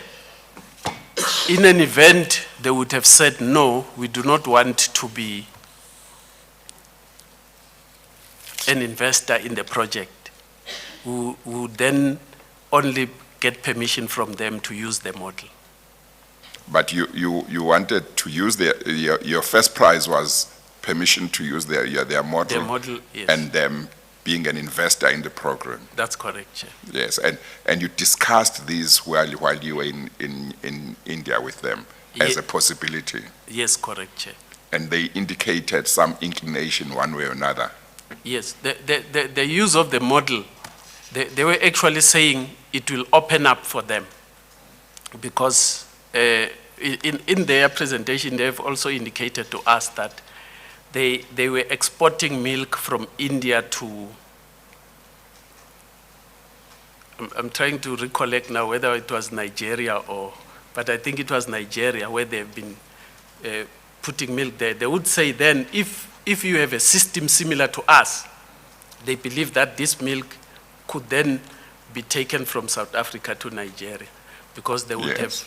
have guaranteed, because in their presentation, their qualifications and their certificate were indicated, which qualifies particular products in terms of the registration and ISO numbers. So those were the things that we wanted them to assist us to guarantee those levels of quality.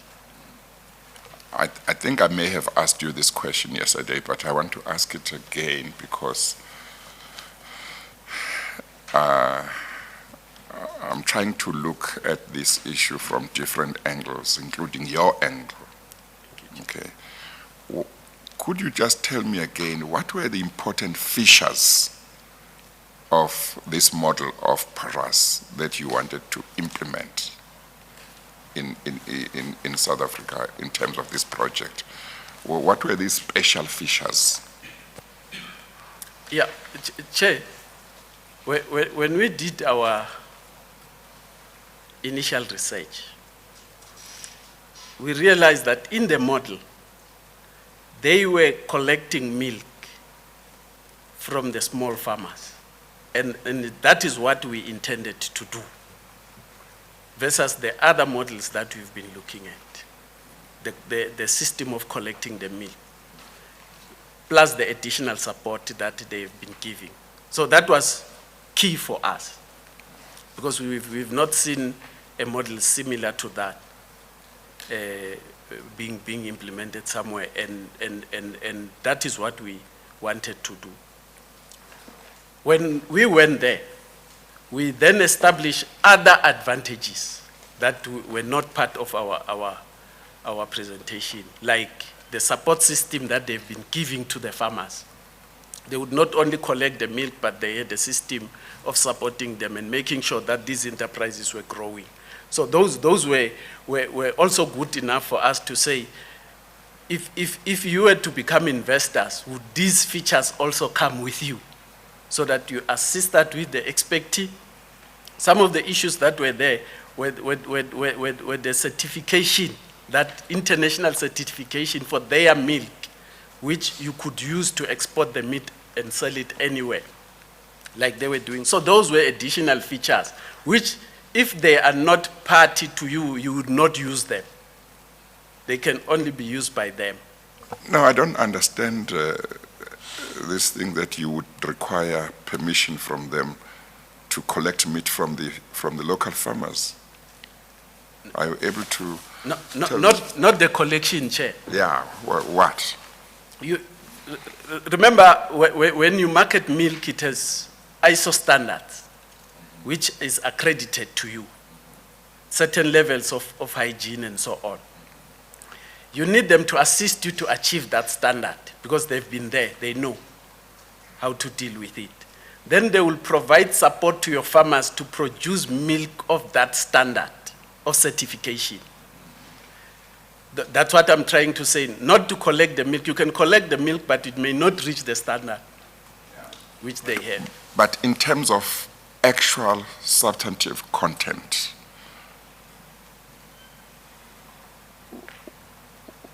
what was special about what they did to put the milk at the right quality level? Was that something that is unusual in South Africa? What they were doing to make sure their milk was at the right quality level? Chair, they will never tell you. That is the information that you'll never get to know. They will never tell you how they achieve because they are in the competition. There are things that they do to get them to a particular level. They will never tell you, if I may use an example, Chair. KFC will never give you their ingredient to get to what you eat as KFC because they don't want you to do it. It's their intellectual property. If you want no, I understand that. I'm sorry I'm interrupting you, Mr. Yes. Tabete. I understand that. But in South Africa, there are big companies which deal with milk, and that milk must be at a standard which is acceptable nationally in the country. That's correct. You are not looking at exporting the milk that you would produce from this farm. You are not looking at that. So whatever the standard is, you had no reason to want any standard that would be beyond the standard accepted nationally in South To That's my thinking. That's correct. Okay. Now, the companies here in South Africa must be able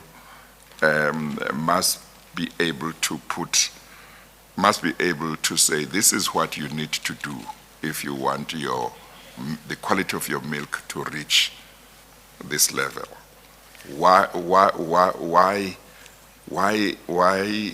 is special as a fisher in that with regard to Paras?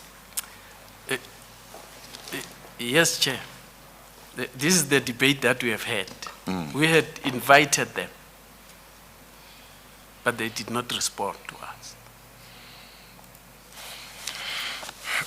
But you say you are also not able to articulate, and you must listen to me carefully because I don't want to put words into your mouth. You must be able to say if you say that's not correct. You are not able to say what the content of the fisher is that you were looking for in their model, insofar as putting the quality of milk at a certain level. You simply say, there is something they do, I don't know what it is, and I know they won't give it to me, but I like that, and that's what I want. You are correct, Chair. The general hygiene standards are set. And those general hygiene standards are set by agriculture. But in each and every company, there are features that you will never know, that they will not disclose to you, other than the general hygiene standard that you must set. But those general hygiene standards that are set nationally needs expertise for you to be able to achieve them. Now, if you have a group of small farmers, you want them to achieve those standards, you need to provide expertise support to them for them to be able to reach those standards. So, in the end, it appears to me that really, for all intents and purposes, your evidence amounts to saying, and I want you to be able to say whether you agree or not, amounts to saying, really, the only reason why we find ourselves having to work with Paras was that the local companies were not interested in helping us. That's correct, Chair. Okay. Thank you. Now, Mr. Tabete, Mr. Kumar arrives in the country and you talk to him about a local partner. Had you not mentioned the local partner aspect to him? I'm sorry, Ms. Kabasha, I'm interrupting you again. I think that answer also says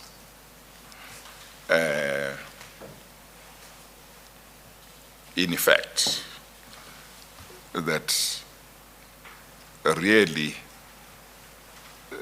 there might not have been any significance in their model, because if the local companies were prepared to work with us, what they would have given us would have been adequate for our purposes as well. What I believed, Chair, was that between us and them, we could have worked a model. Just repeat that. My belief was that between us and the And Paras. and the companies in South Africa, if we would have agreed, we could have agreed on a model. And our model was Yes. very simple: provide support to the small farmers. Yes. So, but I think I think it excuse me. I think it emphasizes the point that I wanted to clarify with you, that actually the only reason why on your evidence, the only reason why you say you end up with Paras is because local companies are not interested in working with you. That's correct. Okay. Thank you, Chair. I was talking about Mr. Kumar, and the question was whether you raised the issue of a local partner with him when you were in India.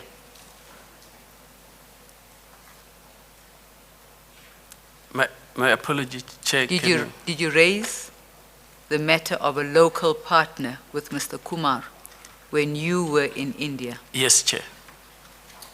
If they were to have interest, then they would either come and register as a company in South Africa, operating under the laws of this country, and if not, there must be a company in South Africa that they would be able to work through.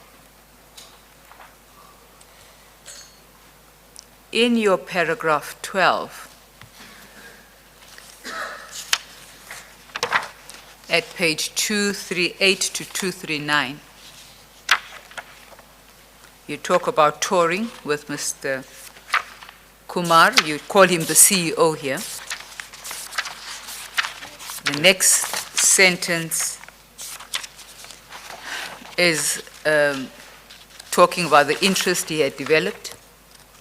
The following sentence says, it is when that the Paras Dairy CEO was informed that his interest of investment in South Africa should be through a South African registered company.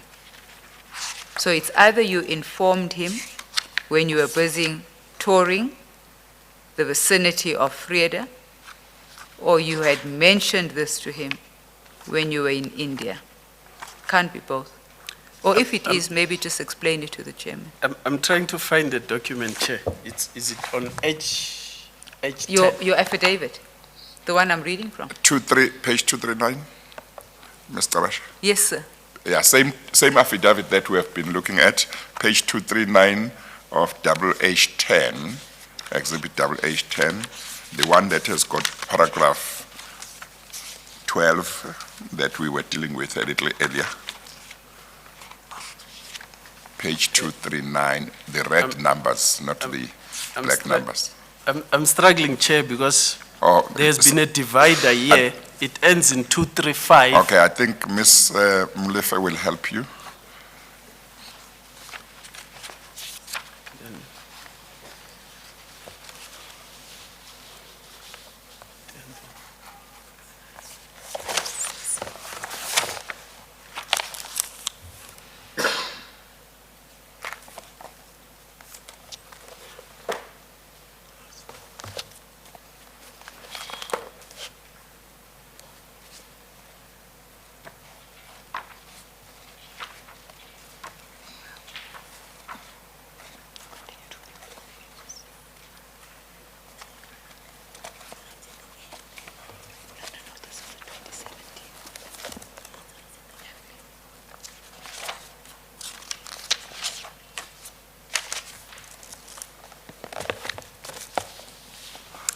You have got it? Thank you, Chair. Okay.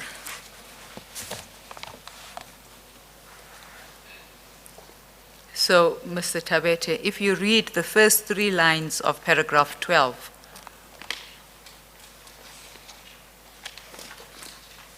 you will find that you say that you informed the CEO of Paras that any investment should be through a South African company when you were touring the Vrede area. That's correct, Chair. I asked you earlier on if you had mentioned the same issue Yes. to Mr. Kumar when you were in India, and you said yes. That's correct, Chair. I'm not sure if I had to capture both of them, that I have said it on both sides. But what we have indicated here is that when he was here, we've indicated it to him. Much as this isn't written in the most elegant English, with all due respect, what's written here? Chair, Yes, yes. I studied Bantu education. The English that I might have written here Yes. might not have been the best English. No, I doubt whether Mr. Bashe intended to say anything about the quality of your English. I doubt if she... It's the construction, the formulation Right. here, Chair. Yes, And all I'm saying is when one reads this, yes. Mr. Tabete, it's got nothing to do with Bantu education. Yeah. When one reads this, you are left with the impression that it is when the Paras Dairy CEO was informed, it is only then, when he was here on tour. No, Mr. Bashe. You referred to English. Can I read it to you, Earlier Chairman? on, hang on. You referred to English. And his answer suggests that he understood from what you were saying that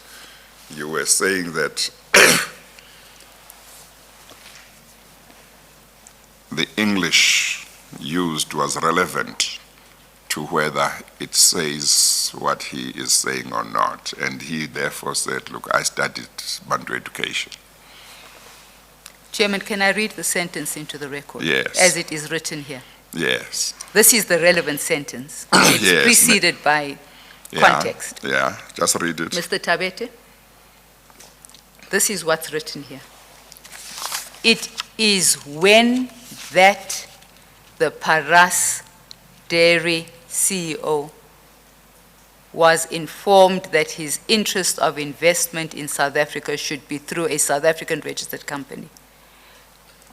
What should really, on my interpretation, be reflected here or recorded here is, it is then, not when, it is then that the Paras CEO. So it's that confusion that arises from the use of the it is when as opposed to it is then. Because my interpretation is it is then. And this is why I say it was not drafted particularly elegantly. Are you with me? Yeah. Oh, well, I still think that Mr. Tabete it was legitimate for him to mention what he mentioned. So maybe it's how you might not have intended what he said, but I think maybe what should happen is you must put to him what you understand this to mean and let him answer without any reference to English. Maybe we'll make progress if we do it that way. I believe I've now done that, Chairman. Yeah, well, you still need an answer from him? I still need an answer from him. Yeah, I don't remember what the question was. So do you remember what the question was, Mr. Tabete? Do answer if you do. Yes, Chair. I had answered it by saying we had indicated when we were in India and also when we were here. Yes, okay. You go on to say, Mr. Tabete, in the next sentence, in the discussion, a proposal of signing an agreement with the South African company was put forward to Paras. Paras Dairy had to develop a project proposal which was presented through the South African-owned company. So my question is, that second leg of the discussion, did it take place in India and in South Africa? Chair, now this is an affidavit that I had signed way after, which I was narrating what had happened. So here I was explaining what had happened. Hang on 1 second. Let me just go back. Was the question when something happened? This further discussion, yes, Chairman. Yes. So I think you may be wanting to explain something, but the question is when, and the answer might be before this and that happened or after this and that happened. And then if you are then asked why you said that, then you can explain if necessary. So the question is about when. Okay. Can you repeat the question, Chair? Yes, okay. The paragraph, the sentence that I read, refers to discussions that took place at the time that you were either touring the Vrede area or around that time. Are you agreed with that? That's correct. Right. Then the question was, these further discussions on the South African company, did they take place both in India and in South Africa? Chair, the discussion on a South African company, either being them registering or bringing another country, took place when we were in India and when we were here. What we did when we were here, we emphasized, after he has raised his interest, we then emphasized on it.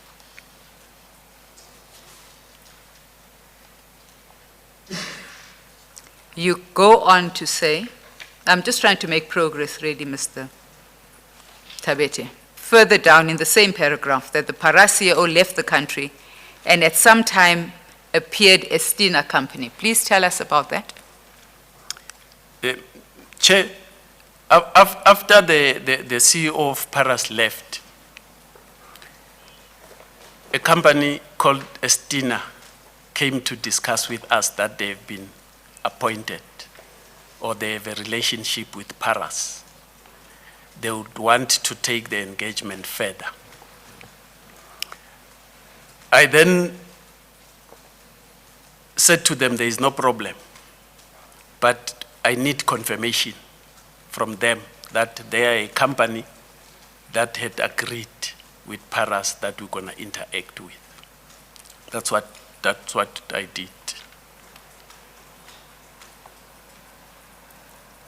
Yes, and then you asked for written confirmation. That's correct, Chair. Did you get that written confirmation? I did get an agreement that was signed between the two companies. Again, can I refer you to another memorandum of understanding? This one you will find in the reference bundle A. Reference bundle A.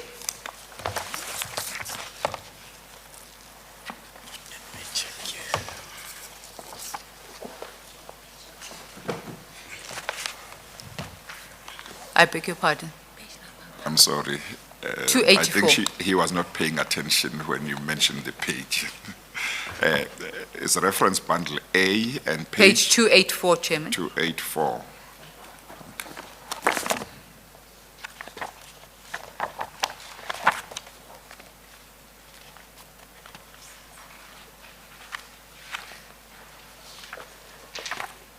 Give it to me, I'll find the page. Thank you.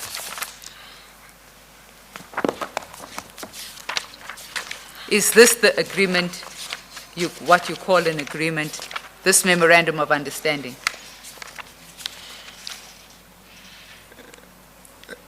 It's the top number. You'll have two numbers, page numbers, but it's the top one. They are both black this time. Have you found it? I've got it, Chair. Okay, all right, 284, okay. Is this the document you're referring to? Chair, this was not the first document I got. This was a confirmation of the agreement that has been entered. So this is not the confirmation that you I, asked for and received? Initially and received. This was a later agreement? That's correct, Chair. Okay. So MPT 11 is a completely different document. There should be another document, Chair, where that says we confirm that Estina is the company that would work with. So there should be two documents. Would it be a letter or an agreement? It's a letter, Chair. It's a letter? Yes, Chair. Oh, okay.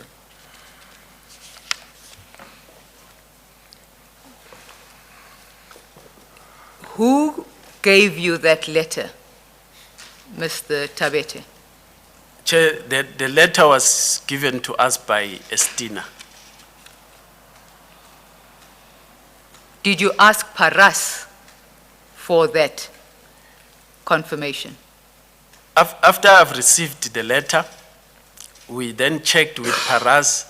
They then indicated to us that they will also provide us with the memorandum of understanding. So they confirmed. So they confirmed that what? They had asked Estina to give you a letter? They had confirmed that the partner company in South Africa is Estina. So then Estina wrote to us to confirm that this is the company of preference by Paras.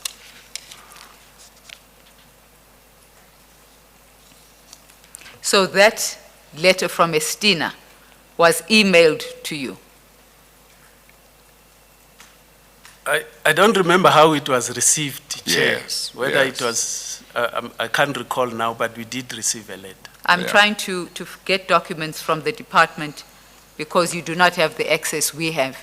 And this is why I ask, because I want to contact the department. Yes, well, For he can't this document. remember. He can't Yeah, remember but if it was they should- emailed or sent or Yeah. hand-delivered or sent by post. Yes, but there is a letter, Chair, that we received. You, in paragraph 13, talk about a verification exercise that was done. Are we back at 239? We're of- back at 239, Chairman, paragraph Okay. 13. Okay.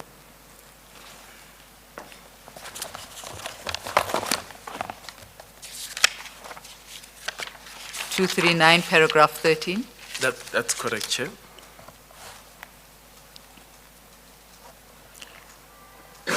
Did you do a due diligence on exactly what Estina Pty was? Chair, what we checked, whether the company indeed was registered in South Africa. Can I ask you to stop? Don't forget the next point. How did you go about doing that? What document did you ask for in checking that? Chair, we have a system in government, we check it ourselves. We go into the register of companies, and we go in there and we check each company, and we do confirmation by doing so. Continue. So the first thing you did was you did a check through Check. your system. Yes, and we also check compliance to tax, Yes. because we may not interact with a company that is not registered. Yes. So the two key documents that we pull from the system is your confirmation for company registration with company number and also the business of the company that it does. That will be in the company registration. Then we go into the tax system, we check the compliance of that particular company. And those are the two exercises that we do. So you were able to establish that the business of Estina was the business of carrying on commercial, industrial, business, services, sales, and support. This you will find, Chairman, in Estina's Memorandum of Association, which is in the court records at page 565 and 566, court record. So it's the court record file B for Bernard. Court record file B.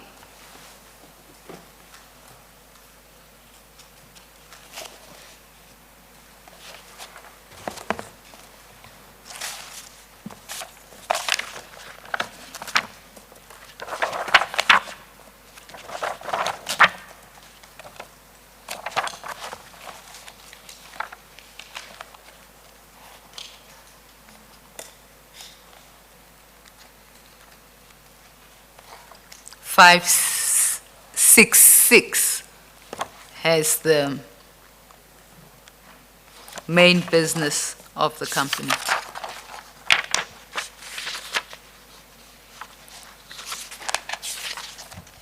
You're going too far, Mr. Tabete. I'm peeping from this side. So the first document you have there is a certificate of incorporation. Am I right? What you have there? Chair, the 565 is the Memorandum of Association. Yes, correct. Then we're talking about the same document. Yes. Continue. But this is not the company you get from the system. This is not the document you get from the system.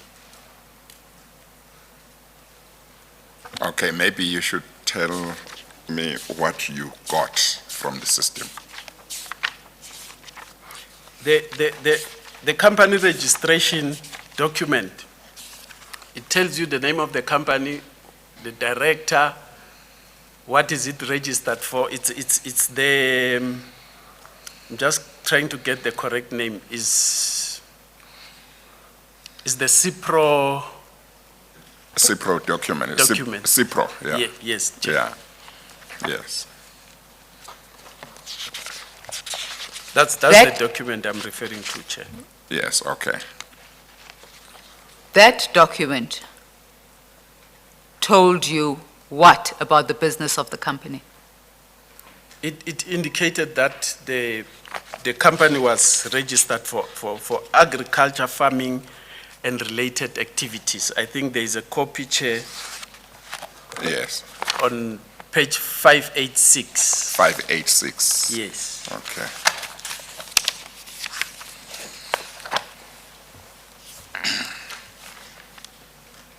Oh, yes, the main business, main object, agriculture, farming, and related activities. You are aware that when this company was registered, it was registered as a commercial company, what I'd read out earlier, and that it then changed not only the directors, but its main business in or about, and I'm doing this from memory, October 2012. I can simply confirm it, but from memory, having read these papers, October 2012. But before October 2012, it was a commercial company doing business, it had nothing to do with agriculture. Would you dispute that? Chair, I would not, but the document in front of me Yes. tells me something different. Yes, maybe the question, maybe let's say this. This document, when was it in 2012 that you found it, you got it in the system?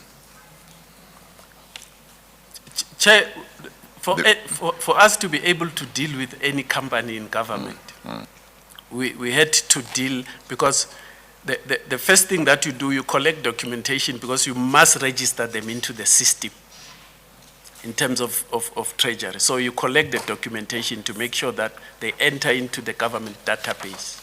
So you cannot deal with them unless you have registered them into your database. So you will need these documents. No, I understand that, but that wasn't my question. I understand that you have been giving evidence since yesterday. So, no, my question is, when was it when you got this document from your system or from CIPRO? Yeah. It was in 2012, isn't it? It was in 2012, Chair. Yeah, where about in terms of month? I am not necessarily talk about dates, just the month. I would not, Chair, because I do not directly deal with it. It's the supply chain part of the department that deals with it. So they do that and then they compile those documents. They don't necessarily bring it to me to say, this is what we have done, because it is part of the exercise that they do. Chair, No, can I that's be of fine. assistance in terms of the MOU that he says followed on after he received Yes. the letter and presumably after he did the verification exercise? I'll just put that to him so that, So you would have checked on or tried to verify who Estina was That's correct. after you received the letter from Estina saying they're Paras's partner? That's correct, Chair. After you had seen that the MOU between Estina and Paras had been signed, the one that you said was not the first MOU? Yes or no? No, Chair, you do that after you have received the confirmation that this is the company that you're going to be working with. Then you go and you check them into the system. Then if there is a problem in the system, then you would know, because they will come back to tell you, look, this company is not registered, or this company is not tax compliant. Then that is the due diligence that we had to do. I simply want to point you, Chairman, and Mr. Tabete, you too, to page 563 of the court record. 563 of the same court record.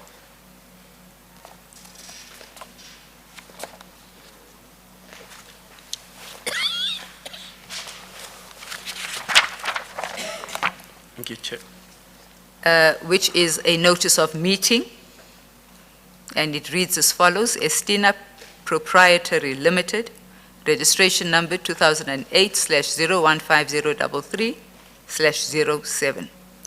Please take notice that a meeting of the members of the above company will be held at the registered offices of 144 Catherine Street, Block Capital A, first floor, Grayston Ridge Office Park, Sandton, at 8:30, to consider the following resolution. 1, that the main business and main object be changed to agriculture, farming, and related activities. 2, the change of the registered office to be 144 Catherine Street, Block A, first floor, Grayston Ridge Office Park, Sandton, 2146. Dated at Sandton on this blank day of October 2012. Signed by Mr. Kamal Vasram. I think maybe maybe just to go straight to this. It would appear that prior to October, Estina's business or main business could not have been registered as agriculture, farming, and related activities. If this document is true, It's true. That's correct. you accept that. I accept it, Chair. And you have said that you did not see the document at 586 yourself. It was other people who would have looked at whatever document needed to be looked at. That's correct, Chair. Is that right? That's correct, Chair. But the question that arises is whether you were told by anybody that Estina's business was in the agricultural sector at the time the checking had to be done to find out who is Estina and what do they do. Were you told by somebody that, were you not told somebody that, or were you told something else? No, I wasn't told, Chair, the business of the company. But the compliance had to be checked. If there was a problem with the compliance, then I would have been told. But were you told anything about whether it was tax compliant? That's correct, Chair. Were you told or were you not told about that part? Chair, They would tell you if it is not compliant. Or if they didn't tell you anything, it would mean that it is compliant? It is compliant, yes. Yes. But were you not interested in understanding what Estina's business or main business is after you had been told that they would be involved in your department's project? No, not really, Chair. Why would you not be interested in that? Chair, my interest was in Paras, because that's where the expertise is. Yes. Estina was being used as a company that is local, that I would then be able to deal with, because my interest was, which I had verified, was Paras. Paras was using Estina, if I may mention it, as a conduit to be able to do business in South Africa. That has been my key understanding, Chair. So your only interest in Estina was whether they were tax compliant? Yes, because Nothing else? the expertise that I wanted was in Paras. And what they were involved in, you were not interested really, that is Estina? Not really, Chair. And whether they were people who were doing illegal things and so on, you were not interested in terms of their business? Chair, it's a very difficult one to answer, but Yes, but I'm interested. You are the head of a government department. that's correct. The Chair. government department, this government department wants to engage in a very important project. Yes, It has identified a company far away in India as the one that they want to be involved with, but it's necessary that there should be a local company with which that Indian company gets involved. And I would have thought that, to say the least, you would be interested in whether this company is involved in the same sector. And even if it is involved in the same sector, what experience they have, and what type of company are they, and how are they run? Who are the directors? Will you be dealing with a credible company? Will you be dealing with credible people who run this company as a provincial government? Will your association, will the provincial government's association with this local company not embarrass the government? I would have thought that you would be interested in those types of things. That's why I'm asking. Thanks, Chair. We have not done it because we had never done it with any other company that we have been dealing with. We've been dealing with companies, we had never gone to that extent of researching. The requirements were that you check compliance. So it did not come that we need to do that because we had never engaged in that exercise before. But what you are confirming is that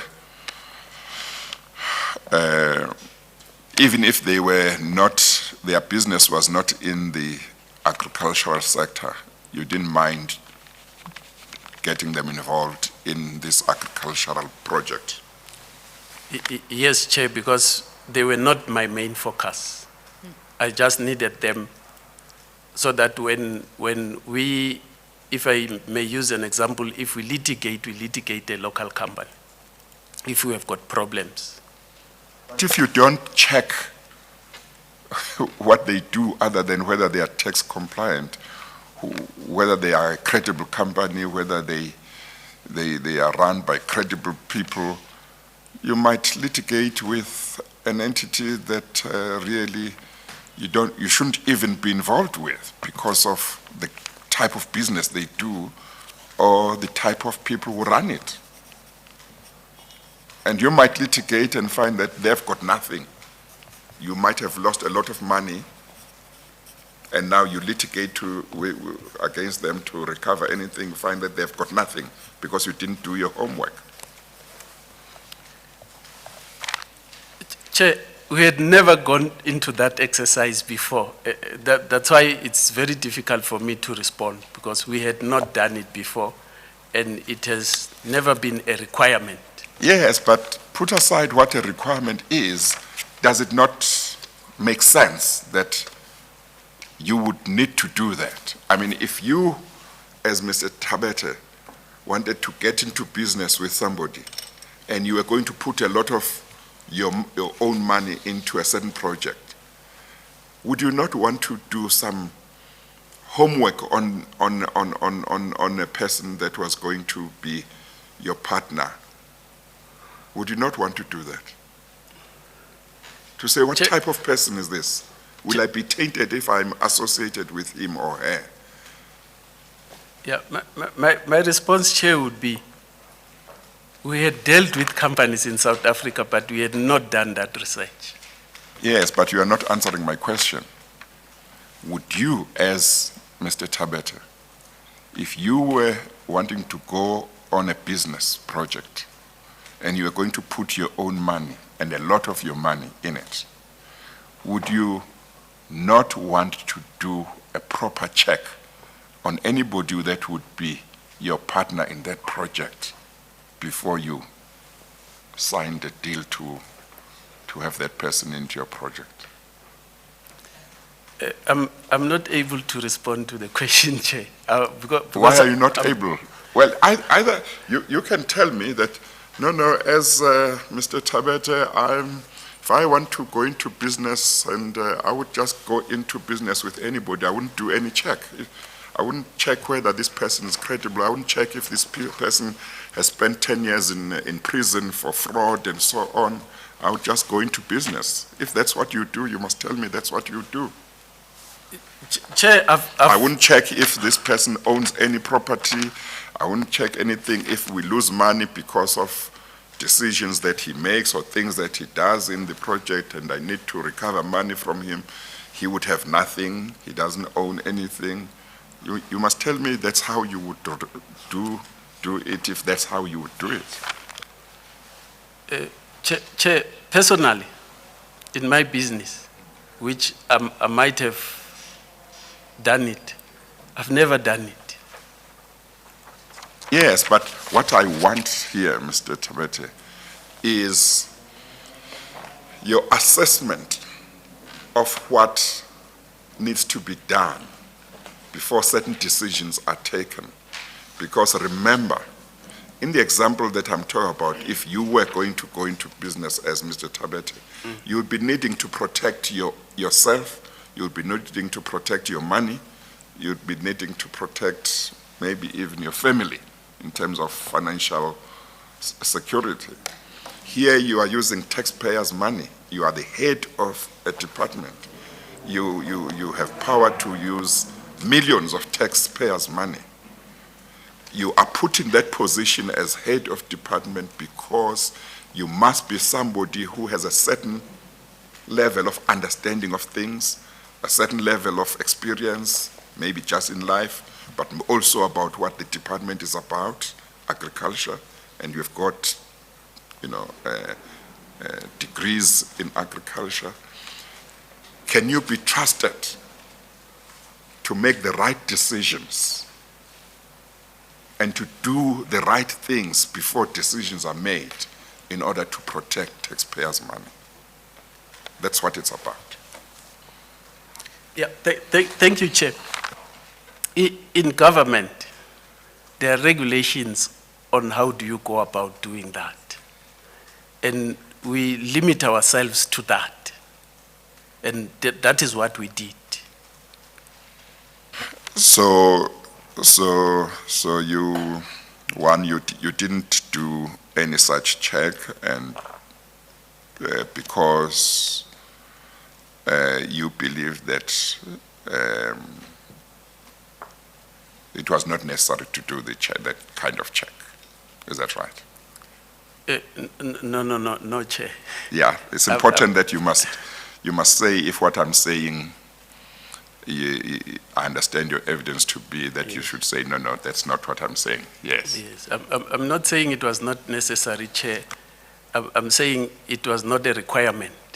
Yes, but you see, sometimes the law and government and regulations put requirements, but sometimes, particularly when you're in a senior position, the people of South Africa must trust that you have the right judgment to say, just complying with these requirements is not enough. I must ask for more, particularly when there is a lot of taxpayers' money that may be put into something.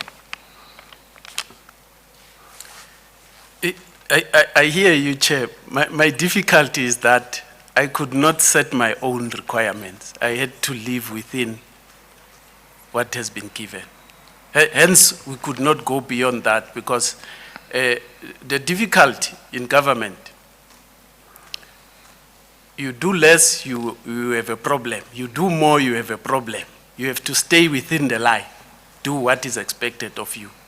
So you never know when you will be wrong, whether doing more or doing less. So it is better to stay within what you are required to do. So let's go back to necessary. You said you didn't say it was not necessary. You said it was not a requirement. As you stand here, as you sit there now, do you say it was necessary to have done the kind of check that I'm talking about, or do you say it was not necessary?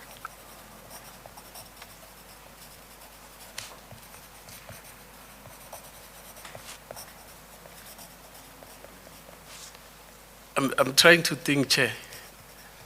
That's fine. Yes, I'm trying to think because I'm trying to recollect on what basis would I say it was necessary or not. So necessary. your inclination is I'm to trying- say it was I'm not trying to- necessary. Yes, I'm trying to think, Chair, on what basis would I, because if I say it was not necessary, what informs my answer?